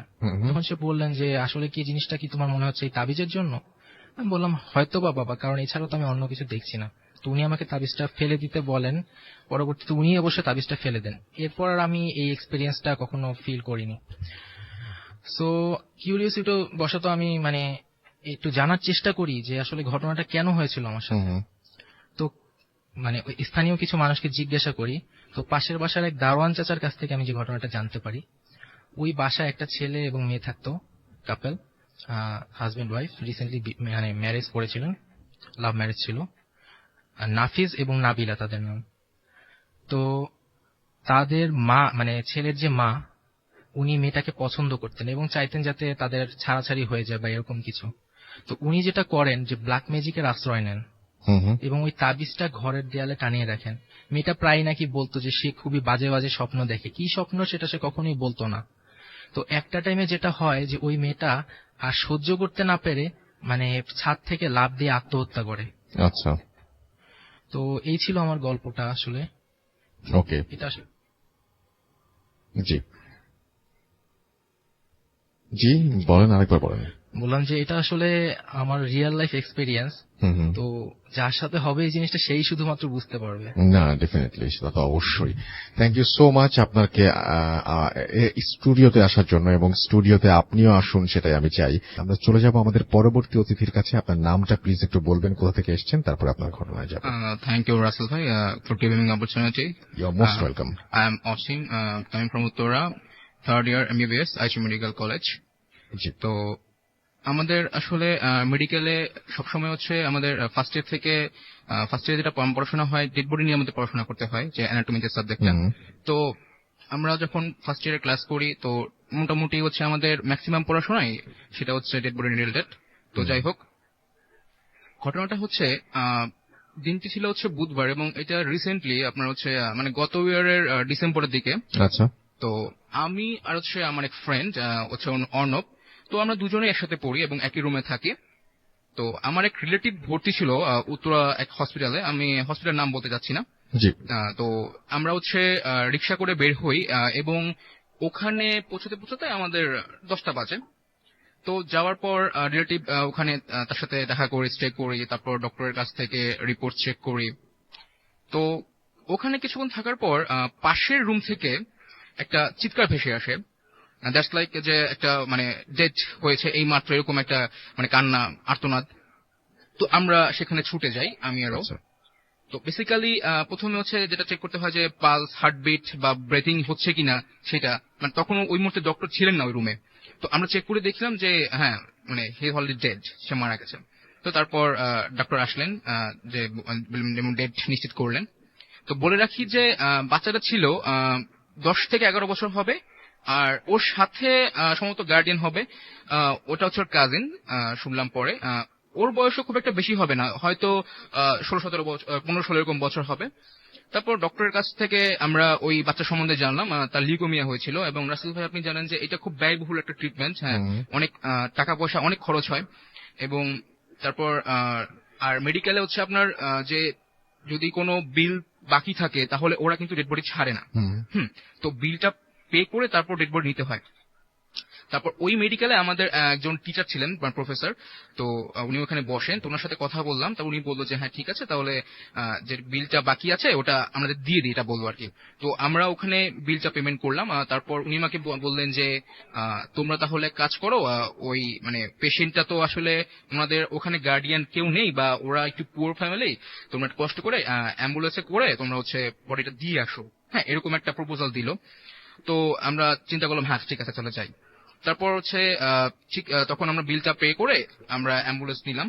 তো নিয়ে হচ্ছে রাসেল ভাই আমরা যখন মানে হসপিটাল থেকে যখন বের হই, তখন মানে এইসব কাজ শেষ করতে করতে মোটামুটি হচ্ছে আপনার প্রায় মানে 12টা বেজে যায় আর কি রাত্রে। তো ওদের বাড়িটা ছিল হচ্ছে আপনার মানিকগঞ্জ শহর থেকে অনেকটা দূরে, মানে প্রপারে না। তো আমরা যাই হোক মেইনলি হচ্ছে মানে প্রাইভেট মেডিকেল থেকে হয়তো আপনার কফিন দেয় না, হ্যাঁ ওরা, কিন্তু আমরা ম্যানেজ করতে পেরেছিলাম। যাই হোক, তো কাঠের মোটামুটি চলে আর কি ওরকম একটা কফিনে করে। তো এরপর লাস্টটা করে আমরা অ্যাম্বুলেন্সের পিছনে রাখি। তো ওই সাথে যে ছেলেটা ছিল মানে সে হচ্ছে আপনার মানে একবার কেঁদে কেঁদে সে একবার মানে বেহুশ হয়ে যায়, এই টাইপের আর কি। তো ও অনেকটা অ্যাবনর্মাল হয়ে গেছে, মানে তার রিলেটিভ মারা গেছে। তারপর আমি সামনে বসি, আর হচ্ছে আমার যে ফ্রেন্ড অর্ণব, ও আর হচ্ছে ওই বডিটা, আর হচ্ছে যে তো আপনার ওর কাজিন, সে পিছনে বসে। তো আমরা যখন গাড়িটা বের করি উত্তরা থেকে, আমরা হাউস বিল্ডিং হয়ে আমরা হচ্ছে আপনার আশুলিয়া হয়ে আমরা ওদিক দিয়ে আশুলিয়া দিয়ে রওনা হই। তো আমি এর আগে শুনেছি যে আশুলিয়া যে লম্বা রাস্তাটা রাসেল ভাই, যে বেড়িবাঁধের যে লম্বা রাস্তাটা, তো ওখানে অনেক অ্যাবনর্মাল ঘটনা নাকি হয়, এটা শুনি।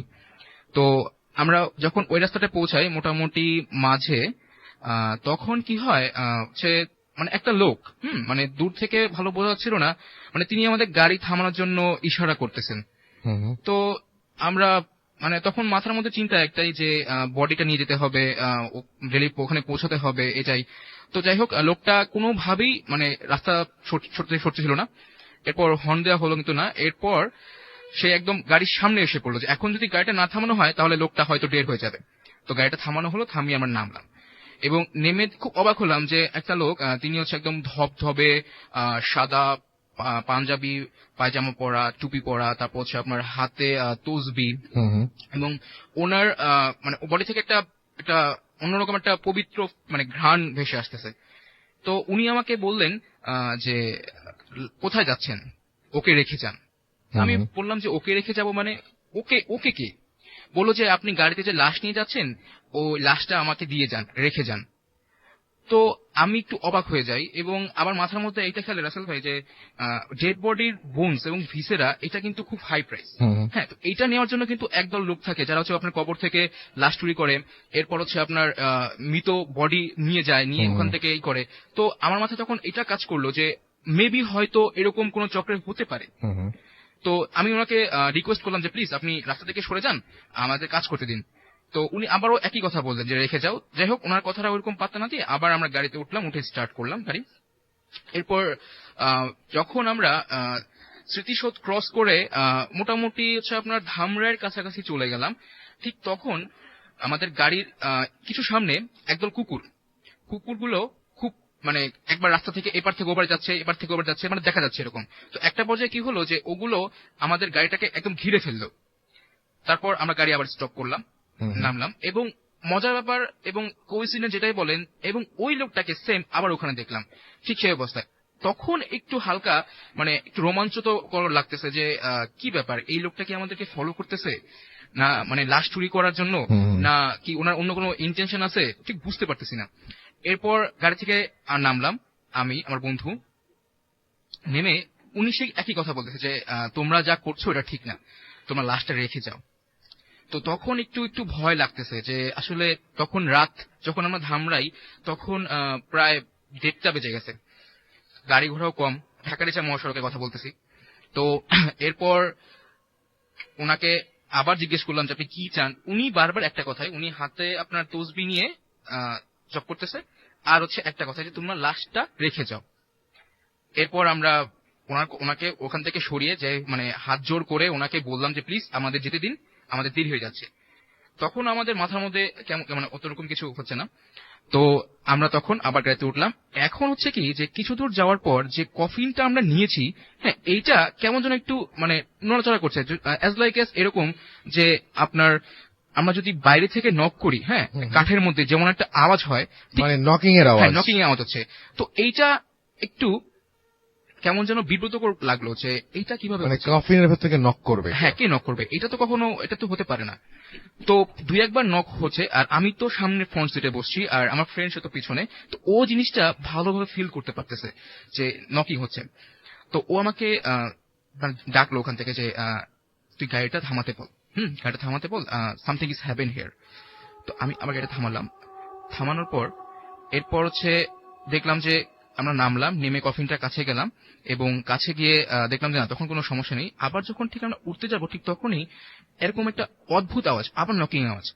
এরপর চিন্তা করলাম যে একটু খুলে দেখি যে আসলে কি সমস্যাটা কি, নকটা আসছে। হ্যাঁ নকটা কিভাবে আসছে। তো কফিনের আমরা ঢাকনাটা খুললাম এবং খুলে যেটা দেখলাম যে লাশের মুখটাতে বড় বড় আঁচড়ের দাগ, এবং এটা দেখে আমি খুব কনফিউজড হয়ে গেলাম যে আমরা আসলে এত মেডিকেলে থাকি, এত পেশেন্ট দেখি, এত ডেড বডি দেখি, এরকম অ্যাবনর্মাল কখনো দেখি নাই। আর যখন আমি তো আপনাকে ফার্স্টেই বলেছি যে যখন আমরা ওর ডেটটা হলো তখন কিন্তু ওর পালস চেক, হার্টবিট আমরাই করেছিলাম ডাক্তার আসার আগে। আপনি তখন দেখছেন যে ফ্রেশ, একদম ফ্রেশ। এবং এটা দেখে আমরা মানে খুব অবাক হয়েছে যে কিভাবে সম্ভব। এবং তারপর মানে আর ওখানে আর কোনো কথা না বাড়িয়ে আমরা ওইভাবেই রেখেই সুন্দর করে আবার গাড়ি স্টার্ট করি যে কি হচ্ছে হোক, যা হচ্ছে হোক। এবং পুরোটা রাস্তা মোটামুটি এই নকিং কন্টিনিউ হচ্ছিল। যখন আমরা মানিকগঞ্জ শহরে পৌঁছাই তখন সম্ভবত 3টা 3:30 এরকম বাজে। তো মানিকগঞ্জ শহর থেকে ওদের বাড়ি ছিল হচ্ছে আপনার ঘিওর বলে, মানে হচ্ছে একদম আপনার যে আরিচা ঘাট আছে না, তো হ্যাঁ ওই দিকে আর কি, ওই সাইডে অনেক দূরে কিন্তু মানিকগঞ্জ থেকে। তো ভোরবেলা হচ্ছে আপনার আমরা গিয়ে পৌঁছাই, মোটামুটি আজান দেয় তার একটু পরে। তো বাড়িতে গিয়ে দেখলাম যে ওদের অবস্থা আসলেই খুব খারাপ, মানে লিউকোমিয়ার একটা ট্রিটমেন্ট করার মতো সামর্থ্য ওদের নেই। যাই হোক, তো তারপর তো গোসল করানো হয়। তো যখন লাশটা নামানো হলো এবং গোসলের জন্য ওকে নেওয়া হলো তখন দেখা গেল যে আমরা তো তখন আসলে পুরো বডিটা খুলিনি, শুধু মুখে দেখেছি যে দাগ, এবং দেখলাম যে হাতেও এরকম বড় বড় আঁচড়ের দাগ, এবং এটা আসলে কখনোই সম্ভব না। এবং মজার ব্যাপার হচ্ছে, বা যেটাই বলেন, এটা কখনোই বিলিভ করতে পারছিলাম না যে ওর বডিটা, আমরা দেখি যে ডেড বডি 2 থেকে 3 ঘন্টার মধ্যে ব্লাড ক্লট হয়ে যায় এবং ডেড বডি একদম কুল হয়ে যায়, কারণ হচ্ছে মারা যাওয়ার সাথে সাথে রিগর মর্টিস হয় আমাদের টার্মে বলে আর কি, এবং এটা হচ্ছে আপনার ডেড বডি একদম ঠান্ডা হয়ে যায়, এটা জানেন আপনারা সবাই। কিন্তু ভোরবেলা মারা গেছে হচ্ছে সেই রাত্রিরে, এবং হচ্ছে ভোরে হচ্ছে আমরা ওখানে পৌঁছাই। এতটুকু সময় একদম এটা কনফার্ম যে একটা বডি অবশ্যই সেখানে ঠান্ডা হবে, ব্লাড ক্লট হবে, কিন্তু এই বডিটা অ্যাবনর্মাল। মানে টেম্পারেচারটা আমার কাছে মনে হলো, আমরা যখন নামালাম মানে গোসল করার জন্য গাড়ি থেকে নামালাম তখন মনে হলো যে টেম্পারেচারটা মানে অ্যাজ ইউজুয়াল, মানে আমরা জীবিত মানুষের আমাদের যেমন অ্যাজ ইউজুয়াল। এবং এটা কোনোভাবেই সম্ভব না। কিছু কিছু ডিজিজ থাকে, হ্যাঁ, যে ডিজিজ হলে কি হয় যে আপনার মারা যাওয়ার পরেও বডি টেম্পারেচারটা অ্যাবজর্ব করতে পারে না, তখন মোটামুটি থাকে অ্যাবনর্মাল। কিন্তু লিউকোমিয়া হলে কখনোই এরকম হয় না।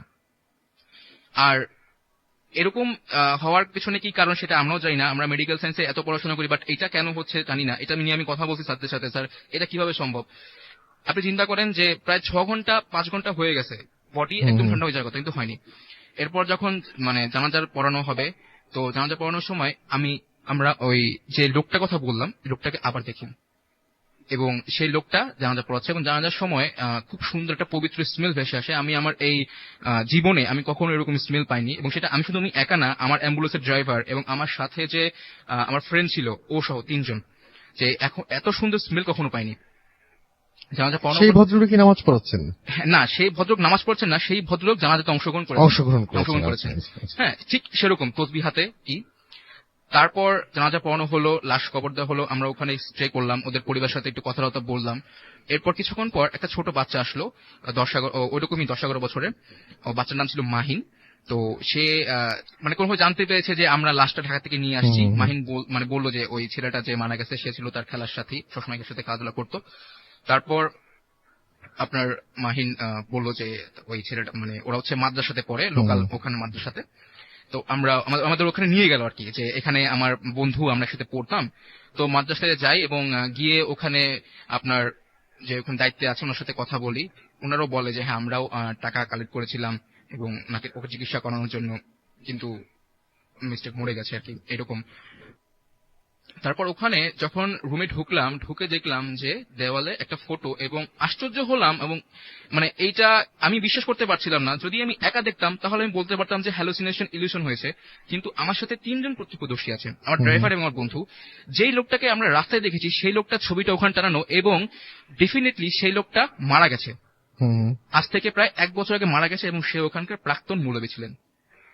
মানে এটা একদম আমরা কি বলবো, মানে ভাষা হারিয়ে ফেলেছে যে এইটা কিভাবে সম্ভব। আমি যদি একা দেখতাম তাহলে হয়তো মনকে বুঝতে দিতে পারতাম যে হ্যাঁ হয়তো আমার ভুল হয়েছে, কিন্তু যে লোকটাকে 3 বার আমি দেখেছি, আমি না সহ 3 জন, সেই লোকটা পৃথিবীতে তার কোনো অস্তিত্বই নেই। আচ্ছা, তো এটাই ছিল রাসেল ভাই আমার ঘটনা আর কি। থ্যাংক ইউ সো মাচ আপনার ঘটনার জন্য। অনেক অদ্ভুত টাইপের ঘটনা এবং অনেক অদ্ভুত টার্ন আছে সেই ঘটনাটির মধ্যে।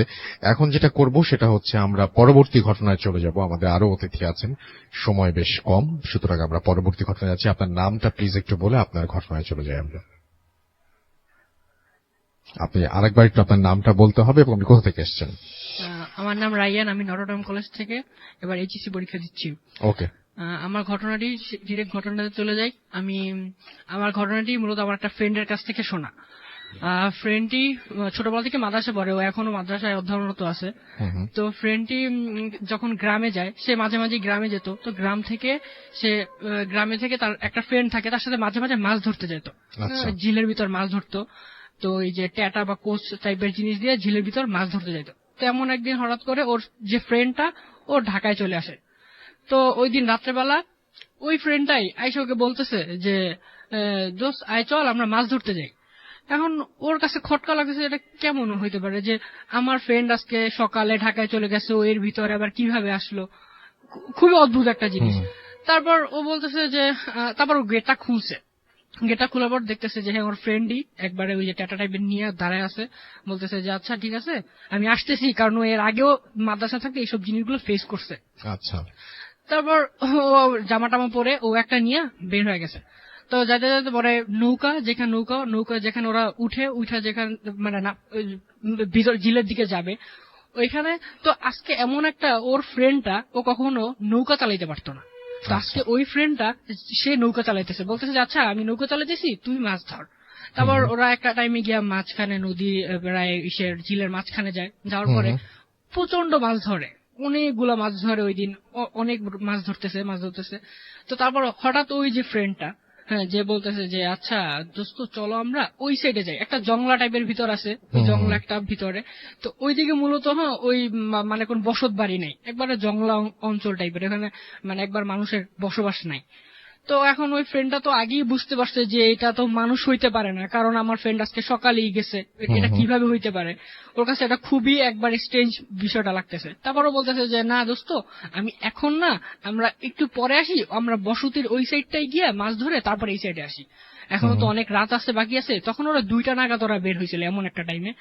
তো তারপর ও অনেক জোরাজুরি করার পরে ও রাজি হওয়ার পরে ওরা ওই সাইডটাই গিয়ে মাছ ধরতেছে। তো বারবার শুধু ওই যে ফ্রেন্ডটা বারবার বলতেছে যে ওর ভেস ধরে যে আসতেছে, বারবার বলতেছে যে আচ্ছা চলো না আমরা ওই সাইডে যাই, ওই সাইডে গিয়ে একটু মাছ ধরে আবার এই সাইডে আবার আসি, বারবার ওকে কনভিন্স করে ওই সাইডে নিয়ে যেতে চাইছিল, এমন অবস্থা। কিন্তু ও তো একবার স্টেট কারণে বুঝতে পারছে যে এটা মানুষের জিন বা বদ টাইপের কিছু একটা হতে পারে। তারপর ও ওই যখন মাছ ধরতেছে ও সোজা একবার বৈশা তাকায় রয়েছে ওর দিকে, সোজা দৃষ্টিতে ওর দিকে তাকায় রয়েছে। তো তাকায় রয়েছে পরে ও এখন তো অবাক হয়ে, ও বুঝতে পারতেছে যে তাকায় রয়েছে। আর এমন রাসেল একটা পয়েন্ট হলো যে কোনো বদ টাইপ জিন বা কোনো কিছু যদি মানুষের ভেস বা কোনো একটা প্রাণীর ভেস ধরে যদি আসে, সে ওইভাবে যদি একটা মানুষ যদি তার দিকে ওই এক পলক দৃষ্টিতে তাকায়, সে কিন্তু চেঞ্জ করতে পারে না, সাথে সাথে কিন্তু সে চেঞ্জ করে গিয়ে সে ভ্যানিশ হয়ে গিয়া করতে পারে না, তার কিন্তু সময় লাগে বা একটু লাগে। তো ও একই পলক ভাবে তাকায় রিসোর্ট দিকে, ও ওই ভেস চেঞ্জ করতে পারতেছে না, এমন একটা অবস্থা। কিন্তু কনভিন্স করতে আচ্ছা ওই একটা মাছ চলে যেতেছে, কিন্তু ওরও চাইতেছে যে ও অন্যদিকে তাকাক। হ্যাঁ, এই সুযোগটা চাইতেছে যে আমি ওই যে জিন টাইপের বা বট টাইপের যে জিনিসটা ও যাতে উঠে গিয়ে ভ্যানুসে ওর একটা ক্ষতি করতে পারে, কিন্তু একটা টাইমে গিয়া করতে পারতেছে না। তারপর এক দিশে টাকা রয়েছে, তারপর এমন প্রায় এরকম করতে করতে প্রায় 3টা 3:30টার দিকে চলে গেছে এরকমের। তারপর কথা চলতেছে, তারপর ঠিক ফজরের আগে ফজরের ঠিক আগে আধা ঘন্টা বা এরকম আগে, তখন ওই যে জিনটা বা খারাপ জিনটা ও বলতেছে যাচ্ছে আমাকে মাফ করে দেন, হ্যাঁ আমাকে মাফ করে দেন, আমি ভুল করছি, আপনার সাথে এসে আমি ভুল করছি, আমি আপনাকে ক্ষতি করতে চাইছি। তারপর ওই ফ্রেন্ডটা জিজ্ঞেস করতেছে আচ্ছা তুমি আমার কেন ক্ষতি করতে চাইছো? তা বলতেছে দেখেন আপনারা প্রতিদিন মাছ ধরে নিয়ে যান আর আমরা ওইখানে মাছ খাই, আপনাদের জন্য আমরা কম মাছ পাই এখানে, আপনারা আসেন দেখে আমাদের পোষায় না প্রতিদিন, এই কারণে চাইছি আজকে আপনার ফ্রেন্ডটা নাই, ওর ফ্রেন্ডের আপনার ওই ফ্রেন্ডের ফেস নিয়ে গিয়ে আপনাকে একটা ক্ষতি করতে। ওকে, থ্যাংক ইউ সো মাচ। আপনার ঘটনার জন্য আপনাকে অনেক ধন্যবাদ, এবং আশা করছি যে মাছ ধরার এই ঘটনাগুলো আমরা অনেকেই শুনেছি, বহুল প্রচলিত ঘটনা, এবং এই ঘটনাগুলোর ব্যাখ্যা আসলে নাই, এবং আশা করছি যে আপনারা এনজয় করেছেন। আমি পরবর্তী ঘটনায় যেতে চাই, এবং পরবর্তী ঘটনাটি আমি পড়ে শোনাতে চাই আপনাদেরকে একটু, এবং আমাদের একটা ইমেইল আছে, সেই ইমেইলটা একটু পড়তে চাই। ইমেইলের সব লেখার সব জায়গাগুলো পরিষ্কার না, আমি জানি না পড়তে পারবো কতটুকু, তারপরেও চেষ্টা করছি আমি চেষ্টা করছি যতদূর পড়ে শোনা যায় আপনাদেরকে। তো যাই হোক, যেভাবে ইমেইলটি শুরু করেছেন ঠিক সেভাবে আমিও শুরু করছি। তিনি লিখছেন যে আসসালামু আলাইকুম রাসেল ভাই।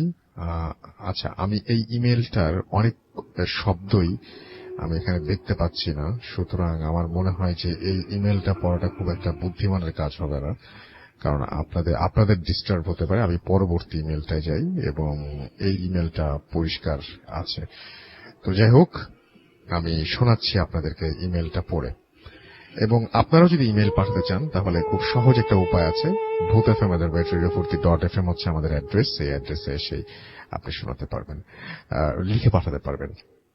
আচ্ছা, তো যাই হোক, আমি গ্রামের এক MM মেমোরিয়াল ডিগ্রি কলেজে ইন্টারমিডিয়েটের 2য় বর্ষে পড়াশোনা করছি।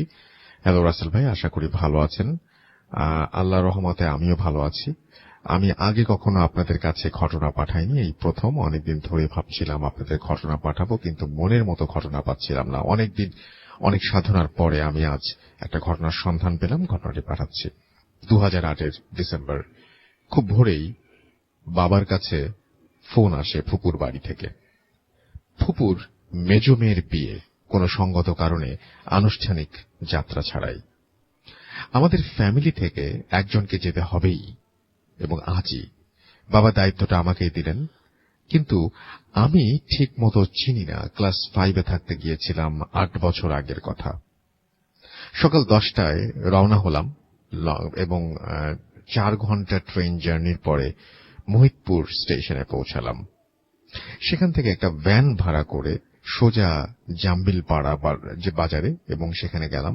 আমার ফুফাতো ভাই নাই, তাই অন্য একটা ছেলেকে পাঠিয়েছে আমাকে রিসিভ করার জন্য। ছেলেটি আমাকে দেখেই চিনতে পারলো। ছেলেটিকে সঙ্গে নিয়ে একটা চায়ের দোকানে বসলাম। দুজনে চায়ে চুমুক দিচ্ছি, এমন সময় হঠাৎ একটা ছেঁড়া প্যান্ট, খালি গা, চুল গোফের মতন একটা, দেখে মনে হবে যে পাগল, এরকম কেউ একজন আমাকে হাত দিয়ে ইশারা করে দেখাচ্ছে একটা রুটি কিনতে যাচ্ছে সে, এবং বলছে যে রুটিটা কিনে দিতে। আমি একটা রুটি কিনে দিলাম। এটা কে অবশ্য বাজার বললেও ভুল হবে, 5-7টা দোকান মাত্র, আশেপাশে 2 কিলোর মধ্যে কোনো বাড়িঘর নেই। যদিও বাজারের পাশে রেল লাইন, তবুও অন্ধকারাচ্ছন্ন অজপাড়া গ্রাম বললে এটাকে ভুল হবে না। ছেলেটাকে সঙ্গে নিয়ে রওনা দিলাম ফুপুর বাড়ির দিকে। মাঝখানে একটা হাঁটু পানির বিল পাড়ি দিতে হলো। অবশেষে সন্ধ্যায় পৌঁছলাম বাড়িতে। ফুপুদের বাড়ির সাথে আরো 2টো বাড়ি আছে, আশেপাশে কোনো বাড়ি নেই। চারিদিক জনমানব শূন্য।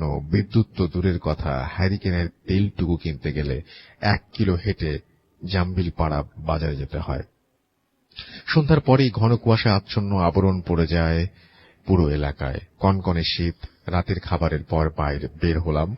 একা খুব খারাপ লাগছিল, মাথায় সামান্য যন্ত্রণা হচ্ছিল। একদিকে আরো শীতের দিন, রাত মাত্র 9টা, অথচ কোথাও বিন্দুমাত্র আলোটুকু পর্যন্ত নেই। উজ্জ্বল চাঁদ, চাঁদের আলোয় সবকিছুই স্পষ্ট দেখা যাচ্ছে। না, একটু হেঁটে আসা যাক, বাজারে গেলে হয়তো চাটা পাওয়া যাবে। এবং ফ্লানেল এবং মাফলারটা পরে আমি হাঁটতে শুরু করলাম। 10 মিনিটের মতো হাঁটলাম, পানি ভেঙে বিট পার হলাম। বিট পার হওয়ার পরে পরিবেশটা কেমন যেন বদলে গেল। মাথার ভেতর যন্ত্রণা হচ্ছে। অবাক কাণ্ড, বাজারের সব দোকান বন্ধ। রেল লাইনের সাথে চায়ের দোকানে বেঞ্চে এসে বসলাম। শুধু রেল লাইনের ল্যাম্পপোস্ট ছাড়া আর কোনো আলো নেই। চারিদিকে আবছা অন্ধকার, কেমন গা ছমছম করে উঠল, ভয় ভয় করতে লাগলো। হঠাৎ গা শিউরে উঠল। সেই লাল আলোয় অস্পষ্ট দেখতে পাচ্ছিলাম, স্পষ্ট দেখতে পাচ্ছি একটা মেয়ে রেল লাইনে শুয়ে আছে। মনে হচ্ছে ট্রেনও আসছে। চোখের সামনে সুইসাইড হচ্ছে। আমি উঠে দাঁড়াতে পারছি না, কেমন যেন শরীর অবশ হয়ে যাচ্ছে। আমার প্রচন্ড ভয় হচ্ছে, তবুও উঠে দাঁড়ালাম। চিৎকার করতে করতে দৌড়াচ্ছি মেয়েটার দিকে। কাছে যেতে না যেতেই আলোর বেগে ট্রেন এসে দেহটাকে ছিন্ন ভিন্ন করে দিল। বুকে সাহস নিয়ে এগোতে লাগলাম লাশটার দিকে, কিন্তু ছিন্ন ভিন্ন দেহ তো দূরের কথা, এক ফোঁটা রক্ত পর্যন্ত নেই। চোখের সামনে যা দেখলাম অবিশ্বাস্য। তবু আশেপাশে খুঁজতে লাগলাম, হয়তো কেটে পড়েছে কোথাও এবং ছড়িয়ে পড়েছে হয়তো। আবারও চায়ের দোকানে এসে বসলাম। আশেপাশে ঝোপঝাড় থেকে ভেসে আসছে গোঙানির আওয়াজ। আস্তে আস্তে সেই শব্দ তীব্রতর হচ্ছে। হঠাৎ 4-5টা কুকুর এসে ঘিরে ধরল আমাকে। এগুলো ঠিক কুকুর না, কুকুরের মতো এক অদ্ভুত প্রাণী। চোখ দুটো টকটকে লাল আগুনের গোলার মতো জ্বলছে। আর বোঝার বাকি রইল না কি ঘটতে যাচ্ছে। প্রাণপণে চিৎকার করার চেষ্টা করছি, কিন্তু গলা দিয়ে স্বর বের হচ্ছে না। আমার মাথা ঠিক কাজ করছে না, কি করব, এবং ব্রেনের প্রতিটি সেলে ভয় ঢুকে গেছে। নার্ভগুলো উত্তেজিত, শরীর ঘেমে কাদামাটা, হাঁটুর কাঁপুনি, শরীর আরো দুর্বল হতে লাগলো। প্রচন্ড পানি পিপাসায় বুক চিরে যাচ্ছে। ঠিক তখনই ওই সেই খালি গায়ে ছেঁড়া প্যান্টের পাগল কুকুরগুলোকে আমরা আগে যেন তাড়িয়ে দিল। আমার দেহ যেন প্রাণ ফিরে আসছিল। মাথা ফেরাতেই পাগলটাকে দেখতে পেলাম। দ্রুত হাঁটতে লাগলাম বাড়ির দিকে। বিলের কাছে কি যেন একটা দেখা যাচ্ছে। কাছে গিয়ে দেখতে পেলাম লম্বা চওড়া ধপধপে সাদা পাঞ্জাবি পরা, পাগড়ি পরা 3-4টা চেহারা একবারেই স্পষ্ট আমার পাশে দাঁড়িয়ে, এবং তার সাথে একটা খাটিয়া। এই নিথর পাথরের মধ্যে লোকগুলোকে পেয়ে একটু সাহস পেলাম। কাছে যেতেই বলল, ভাই একটু সাহায্য করেন, আমাদের মধ্যে একজন চলে গেছে, লাশটা আমরা নিয়ে যেতে পারছি না, আপনি একটু এগিয়ে দিলে ভালো হয়। আমি বললাম, অবশ্যই, ধরুন। 4 জনে মিলে খাটিয়াটা কাঁধে তুললাম। বিকট পচা মাংসের গন্ধ আসছে খাটিয়ার ভেতর থেকে। এতটাই ভারী মনে হচ্ছে যেন দুটো মোটা মানুষ খাটিয়ার ভেতরে। আমি বললাম, ভাই কোথায় থেকে কোথায় আনলেন? কোনো উত্তর আসলো না। আবারও বললাম, কিভাবে মারা গেছে? আবারও কোনো কথা বলল না। আমি শুধু মানুষগুলোর মুখ দেখার চেষ্টা করছি, কিন্তু দেখা যাচ্ছে না। অস্পষ্ট চোখ খোলা, আচ্ছা, যেন চোখ খোলা। ফুপুর বাড়ির কাছে এসে প্রায় সামনে ঝোপটা পার হলেই বাড়ি দেখা যাবে। রাস্তায় উঠলাম, কিন্তু এর বিপরীত রাস্তা ধরে তারা চলতে লাগলো। আমি বললাম, দাঁড়ান, আমার রাস্তা এদিক দিয়ে, আমি যেতে পারবো না। আর তাছাড়া আমি এখানকার রাস্তাঘাট চিনিও না। সামনে থেকে একজন কর্কশ গলায় বলল, আর একটু সামনে আসেন। যেতে লাগলাম তাদের সাথে, কিন্তু আরেকটু যেতে কতটা এসেছি নিজেও টের পেলাম না। রাস্তার কোনো এক ধারে তারা দাঁড়ালো এবং বলল, দাঁড়ান, আমরা আসছি। তারা চলে গেল পাশেই বড় একটা ঝোপের দিকে, এবং ওইখানে অন্ধকারচ্ছন্ন ইটের ঘর দেখা যাচ্ছে। এটাকে ঘর বললেও ভুল হবে, উঁচু মাটির স্তূপ, একটা অন্ধকারে ঘেরা। আমি দাঁড়িয়ে রইলাম খাটিয়ার পাশে। পচা লাশের গন্ধটা তীব্রভাবে বের হচ্ছে। বাজারের সেই পাগলটা, তাকে দেখেই আমি ছিটকে পড়লাম। কর্কশ কণ্ঠে বলল, যদি বাঁচতে চাস তাড়াতাড়ি এখান থেকে ভাগ। কোন মতে ঝোঁকটা সামলে নিয়ে প্রাণপণ দৌড়াতে লাগলাম। দৌড়ানোর এক পর্যায়ে একটা গাছের শিকড়ের সাথে হোঁচট খেয়ে পড়ে গেলাম। তারপর থেকে আর কিছু মনে নেই। সকাল 10টায় ঘুম ভাঙার পর দেখি আমাকে ঘিরে অনেক লোকজন দাঁড়িয়ে আছে। সবাই ফ্যাল ফ্যাল করে তাকিয়ে আছে আমার দিকে। রাতের সব ঘটনা খুলে বললাম। বেড়ে সাইজের একজন লোক এসে আমার পাশে বসলো এবং বলল এই গ্রামের রহস্যগুলো। অনেকদিন আগে এখানে একটা বাজার ছিল, তখন রেল লাইন সচল ছিল, এটাই ছিল শেষ স্টেশন। এই গ্রামে রিমা নামের একটা মেয়ে, রেল লাইনের পাশের গ্রামের একটা ছেলের সাথে তার সম্পর্ক ছিল, এবং ছেলেটার সাথে মেয়েটার অনেক দিনের সম্পর্ক। তাদের চুক্তি অনুযায়ী একদিন রিমা বের হয়ে যায় পালিয়ে বিয়ে করবে বলে, কিন্তু রিমার সাথে প্রতারণা করে ছেলেটি, এবং রিমা অন্তঃসত্ত্বা ছিল, এবং সে ট্রেনের নিচে পড়ে সুইসাইড করে। দেহটা এতটাই ছিন্ন বিচ্ছিন্ন হয়ে গেছিল যে সবাই ভয় পেত। কেউ আর এটাকে দাফন করার বা মাটি চাপা দেওয়ার সাহস পায়নি। কুকুর শিয়ালে টানা হেঁচড়া করে শেষ হয়ে যায়। তারপর থেকে সন্ধ্যার পর চলাচল করত না কেউ ওখান দিয়ে। একটা মেয়েকে ঘোরাঘুরি করতে দেখতো তারা। তারপর রাতে অনেকে খাটিয়াই করে লাশ আনতে দেখতো। আশেপাশের গ্রামে কেউ মারা যেত না, আশেপাশের গ্রামে আনলেও আশেপাশের গ্রামে কেউ যেত না। আমি বললাম, ওই ইটের ঘরটার রহস্য কি, ওখানে কি আছে ওখানে? তারা বলল, ওটাই রিমাদের বাড়ি। এ ঘটনার পর থেকে বাবা মা বাড়ি ঘর ছেড়ে অন্য গ্রামে চলে যায়।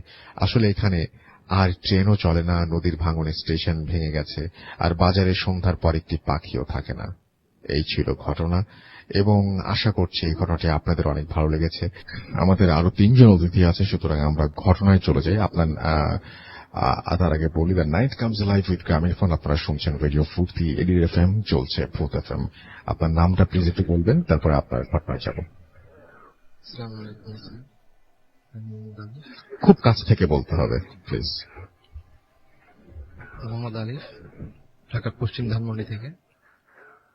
জি, ঘটনায় শুনি। তো ঘটনা হচ্ছে, আমার লাইফের ফার্স্ট যে আমার সাথে ঘটে যাওয়ার কি, যেটা আমি দেখছি নিজের চোখে, সেটা শেয়ার করতেছি।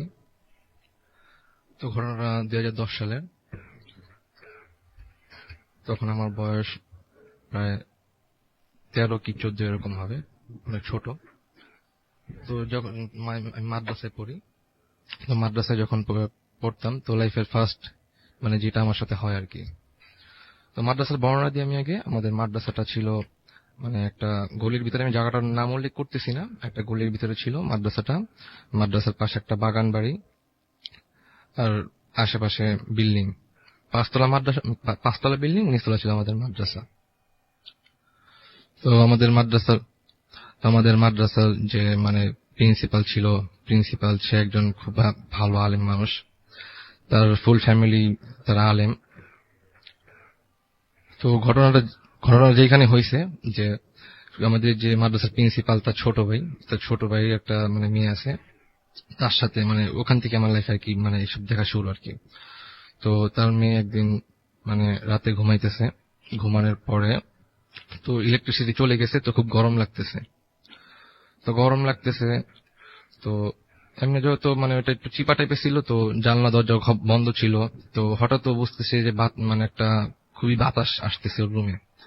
তো বাতাস আসতে হঠাৎ চোখ খুলে দেখে যে ওর খাটটা একেবারে সিলিং ফ্যানের সাথে।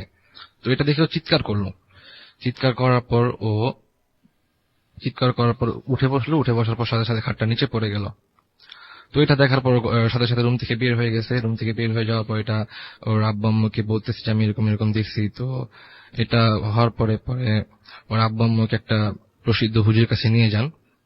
তো হুজুরের কাছে নিয়ে যাওয়ার পরে তো হুজুর ওকে কিছু পানি পড়া দেন, তাবিজ দেন, এবং তাবিজ দেওয়ার পর তো ওকে মানে প্রোটেক্ট করার জন্য ওর সাথে একটা জিন দিয়ে দেন। তো জিনটা মানে সাহাবী জিন ছিল, খুবই ভালো জিন, সাহাবী জিন ছিল। তো ওই জিনটাকে ওকে প্রোটেক্ট করার জন্য জিনটাকে ওর সাথে দিয়ে দেন। তো এরকম করতে করতে মানে ও খুব পাগলামি করে।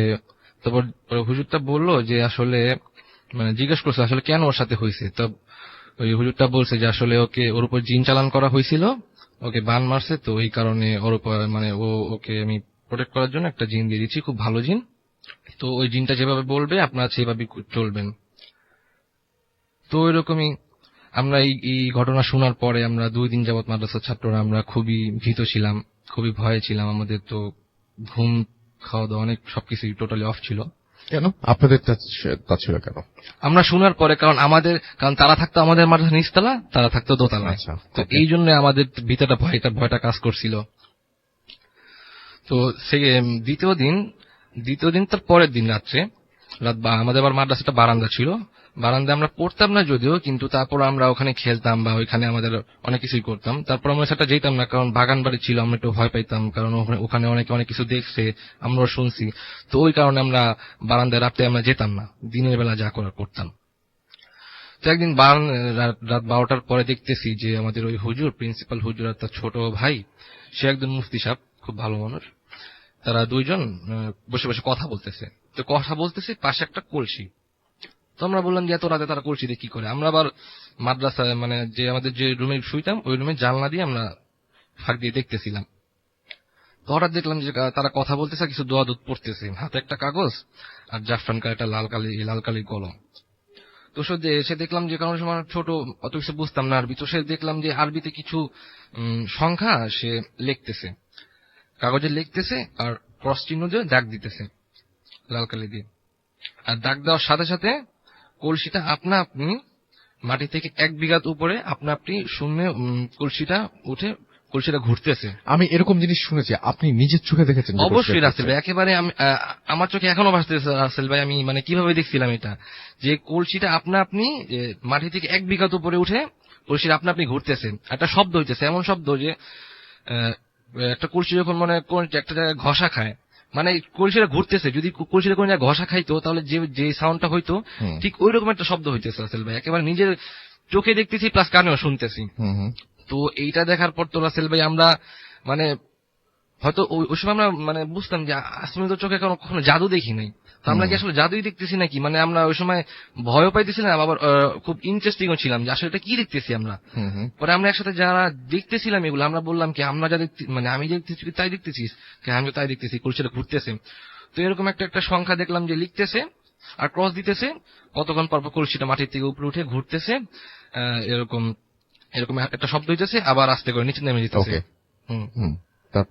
তারপরে আমরা কিছু বুঝতে পারিনি। তারপর আমরা 2 দিন যাবত আমাদের টোটালি সবকিছু অফ ছিল। তারপরে সব ঠিক হয়ে গিয়েছিল। তারপর আমাদের হুজুর বলছিল যে আমাদেরকে যে আসলে ওই দিন যা হয়েছিল তোমরা দেখছো, আসলে এটা হচ্ছে যে ওর উপর জিন চালান করা হয়েছিল। তো জিন চালান করা হয়েছিল ওর উপর, তো এটা করার কারণে একটা সংখ্যা দিছে, যে একটা লিমিটের মধ্যে একটা সংখ্যা দিছে, ওই সংখ্যা অনুযায়ী মানে একটা দোয়া পরে ফু দিছে যে যতগুলা এই সংখ্যার মধ্যে যতগুলা জিন আটকা পড়বে ততগুলা জিনই ওই ক্রস দেওয়ার সাথে সাথে কলসিটা যখন ঘুরে তখন ভিতরে গিয়ে জিনগুলা মরে যায় আর কি, মানে মেরে ফেলে আর কি, যেসব জিনগুলাকে চালান করা হয়েছিল।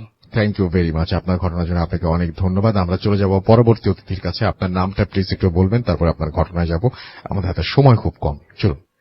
ধন্যবাদ রাসেল ভাই। আমি সাগর, খুলনা থেকে আসছি, বর্তমানে ঢাকাতেই থাকি। আমার ঘটনা হলো, ফার্স্টে যেটা বলবো সেটা হলো আমার কাজিনের ঘটনা। তো আমার কাজিন মানে আমার থেকে প্রায় 7-8 বছরের বয়সে বড়, তারা 2 বোন। আমার খালু হলো বাংলাদেশ রেলওয়েতে চাকরি করে, আর এর জন্য খুলনাতে তারা স্টাফ কোয়ার্টারে থাকতো। তো আমার কাজিন বড় বোন যে ছোটবেলা থেকে সে কথা বলতে পারতো না, মানে মানসিকভাবে একটু মানে অটিস্টিক বা অটিজম এই টাইপের বলতে পারে। তো এরপরে 7-8 বছর হওয়ার পর থেকে ওর ভিতরে মানে একটা রোগা রোগা ভাব থাকে, মানে এমন একটা ভাব যে ওর ভিতরে কোনো একটা রোগ আছে, শুধু যে কথা বলতে পারতেছে না এরকম কিছু না, আরো কিছু ভিতরে রোগ আছে, এরকম একটা বিষয়। তো আমার খালামণি খালু এরা ডাক্তারের কাছে নিয়ে গেল, বহুত ডাক্তার করলো, বাট সেরকম কোনো চেঞ্জ পাইলো না। তো এরপরে যখন 2000 সাল বা তারও বেশি, 2006-07 হবে, তখন তারা দেখলো যে একটা পর্যায়ে অভি খুব অসুস্থ হয়ে পড়ে, মাঝে মাঝে হঠাৎ মানে খিচুনি দিয়ে ওঠে, মানে খুব মারাত্মক অবস্থা হয়ে যায়। তো এগুলো দেখে তারা ভাবলো কি আমরা একবার হুজুরকে দেখাই যে অন্য কোনো কিছু কিনা। তো তারা হুজুরকে দেখানোর জন্য গেল বিভিন্ন হুজুরের কাছে। যশোর নোয়াপাড়ায় একজন হুজুর আছে, তো একটা মাদ্রাসায় উনি মারা গেছে, ওইখানে ওই হুজুরের সাথে হুজুরের ওই মাদ্রাসায় গেছিল, ওনারা দেখাইছে, এটি করছে। তো কোনো না কোনো ভাবে যে কোনো এক হুজুর বলছে যে ওর উপরে জিনের আছর আছে, এবং ছোটবেলা থেকেই ওই জিনটা ওর পিছনে ফলো করছে, এবং অনেকদিন ধরে এই জিনটা আছে, এবং ওর চেহারা অনেক সুন্দর ছিল রাসেল ভাই, যার কারণে এটা করছে।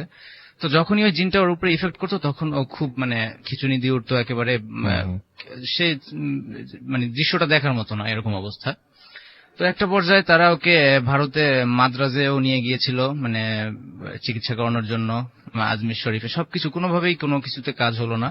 তো একটা পর্যায়ে তারা বাসায়, রেলওয়ে যে স্টাফ বাসা, সেইখানে কিছু ঘটনা ঘটতে লাগলো। যেমন রাত্রেবেলা যখন সবাই ঘুমাচ্ছে তখন মনে হচ্ছে যেন বাসার ছাদের উপরে বড় বড় পাথর পড়তেছে, অনেক বড় বড় পাথর, মানে সেটা বোঝাই যায়, ছাদের উপরে তো আর ছোট পাথর পড়লে বোঝা যাবে না। তো সকালবেলা যখন উঠা ছাদে যাইতো সবাই যে পাথর না কি পড়ছে, তো দেখা যাইতো যে কিছুই নাই ছাদের উপরে, টোটালি ফাঁকা।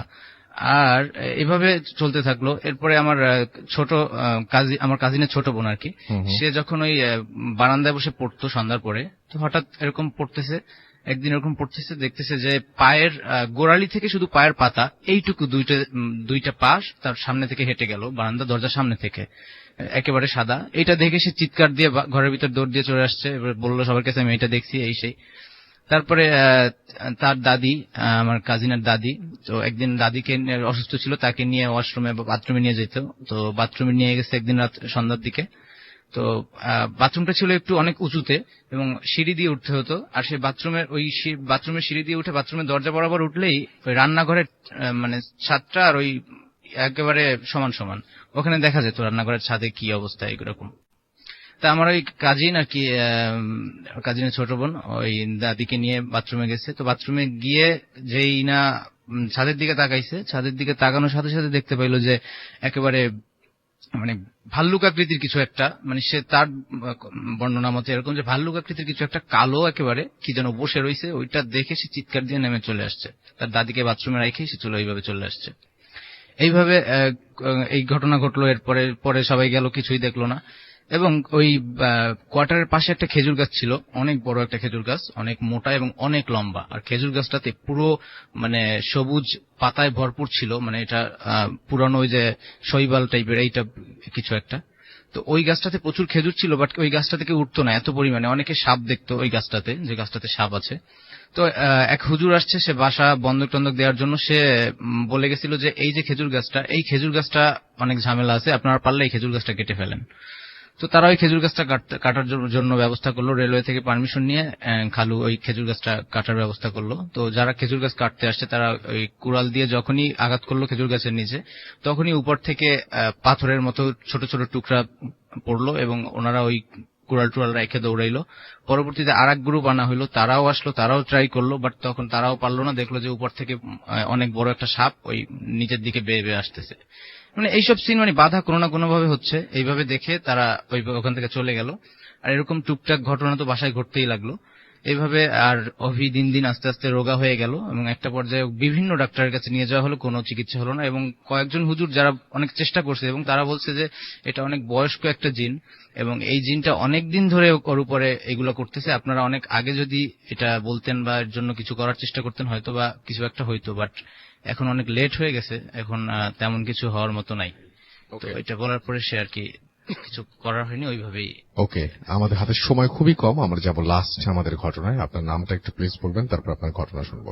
হ্যালো লিসেনার্স, আমি লিটন, আসছি নারায়ণগঞ্জ থেকে। আমি বর্তমানে কুমিল্লা পলিটেকনিকে পড়ি, 8ম সেমিস্টারে। ঘটনার শুরুতে আমি আমার একটা ফ্রেন্ডকে থ্যাঙ্ক জানাতে চাই। আমরা সরাসরি ঘটনায় যাব। ওকে, ঘটনাটা আসলে ব্ল্যাক ম্যাজিক নিয়ে। তো আমি কুমিল্লা পলিটেকনিকে যখন 4th সেমিস্টারে পড়ি, এর আগে একটা কথা বলি নেই, আমার এলাকায় একটা হুজুর আছে পরিচিত, উনি কবিরাজি করতো। তো উনি যখন কোনো কাজ করতো, ওনার একটা চোখের সমস্যা আছে, যার কারণে সবসময় আমাকে অথবা আমার বড় ভাইকে নিয়ে যেত। তো 4th সেমিস্টারে যখন পড়ি তখন উনি আমাকে ফোন দিল, আমি তখন কুমিল্লাতে, যে বললো বাড়িতে আসবি কবে? আমি বললাম যে এত তারিখে আসবো। তো যাই হোক গেলাম বাড়িতে, যাওয়ার পর বলতেছে যে এক জায়গায় যাবো, চলো। তো গেলাম আমরা নরসিংদী। ওই জায়গায় যাওয়ার পর একটা রুগীর সাথে দেখা হলো, যেটা আমার চোখের সামনে দেখা। তো রুগীটার সমস্যা ছিল, ওকে ব্ল্যাক ম্যাজিক করানো হয়েছে। তো ওনার সমস্যাটা আমরা গিয়ে শুনছি যে যখন কিছু একটা ওনার কাছে আসতো তখন ওনার মাথার চুল ছিঁড়া অবস্থা হয়ে যেত, হাতের রগ ফুলে যেত এবং চোখ বড় বড় হয়ে যেত। তো এত কিছু আমরা তার চোখে দেখি নাই। তো ওনাকে যখন নিয়ে আসছে তখন আমাকে বলা হইলো যে হুজুরে পরা সরিষার তেল ছিল, তো ওনার কানের মধ্যে নাকের মধ্যে দিয়া কানের চাপ দিয়ে ধইরা, আমার কাজটা ছিল ওনার দোকানে আজান দেওয়া 2বার। তো যাই হোক আমি আমার কাজটা সম্পূর্ণ করে আমার জায়গায় আমি বসে রয়েছি। তো যখন জিনিসটা আসলো, ঠিক সেম জিনিস যেমন তারা বর্ণনা দিয়েছিল আমাদের কাছে, ঠিক ওই রকম অবস্থা হইতেছে। তো আমরা এগুলো দেখে সবসময় অভ্যস্ত, তাই ভয় তেমন কিছু পাই নাই। তো যাই হোক হুজুর ওই মানুষটার সাথে কথা বলতেছে যে তুই কি করিস, নাম কি, কেন আসিস। তো সবকিছু বলতেছে আমরা তো আর ইচ্ছা করে আসি না, আমাদেরকে আনতে বাধ্য করে একজন। তো বলতেছে তোরা কতজন? তো উনি বললো যে আমরা 2 জন। তারপর জিজ্ঞেস করলো যে কেন আসিস? বলে যে ওনার ছেলের বউ আমাদেরকে আনতে বাধ্য করে। তারপরে বলতেছে তোদেরকে কিভাবে বাধ্য করছে? ওদের এলাকায় একটা লোক মারা গিয়েছিল, তো উনি মৃত্যুর পর লাশটাকে কবরে নামাইয়া তারপর ওই লাশটা কবর থেকে ওঠানো হওয়ার পর ওই কবরের মাঝখান থেকে কিছু মাটি নিছে, লাশের কাফনের কিছু অংশ কাপড় নেওয়া হয়েছে, তারপর লাশের মাথার চুল নেওয়া হয়েছে, প্লাস যে রোগী ভিকটিম তার মাথার চুল নিছে, হাতের নখ নিছে, প্লাস কাপড় নিয়ে একটা ব্ল্যাক ম্যাজিক করানো হয়েছে। তো করানোর কারণে যে জিনিসগুলো বারবার আসে তাদেরকে ছাড়াইতে পারতেছে না। তো অবশেষে অনেক করার পরে, অনেক মিনতি করার পরে ওকে কিছু দিছে যে কাজগুলো করলে যে অথবা আমাকে এই কিছু দিলে আমি চলে যাবো আর আসবো না। তারপর হুজুর ওনাকে এই সবকিছুই ইগুলো মাইনে নিল। তারপর বাস ওর সাথে কথা শেষ, তখন ও চলে গেল। তারপর যে রোগী ওনার কাছে জিজ্ঞেস করা হলো তখন আপনি কোথায় ছিলেন, আমি তো কিছুই জানি না, যে আমি তো ওখানে বসিয়েছিলাম। তো যাই হোক উনি তারপর মোটামুটি সুস্থ। তারপর আমরা বলছিলাম যে যদি পরবর্তীতে কোনো সমস্যা হয় তাহলে আমাদেরকে জানাবেন। তো তারপরে আর কোনো মেসেজ আসে নাই। আশা করি এখন উনি সুস্থ আছে। এই ছিল আমার ঘটনা। থ্যাংক ইউ রাসেল ভাই। অনেক ধন্যবাদ আপনাকে আপনার ঘটনার জন্য।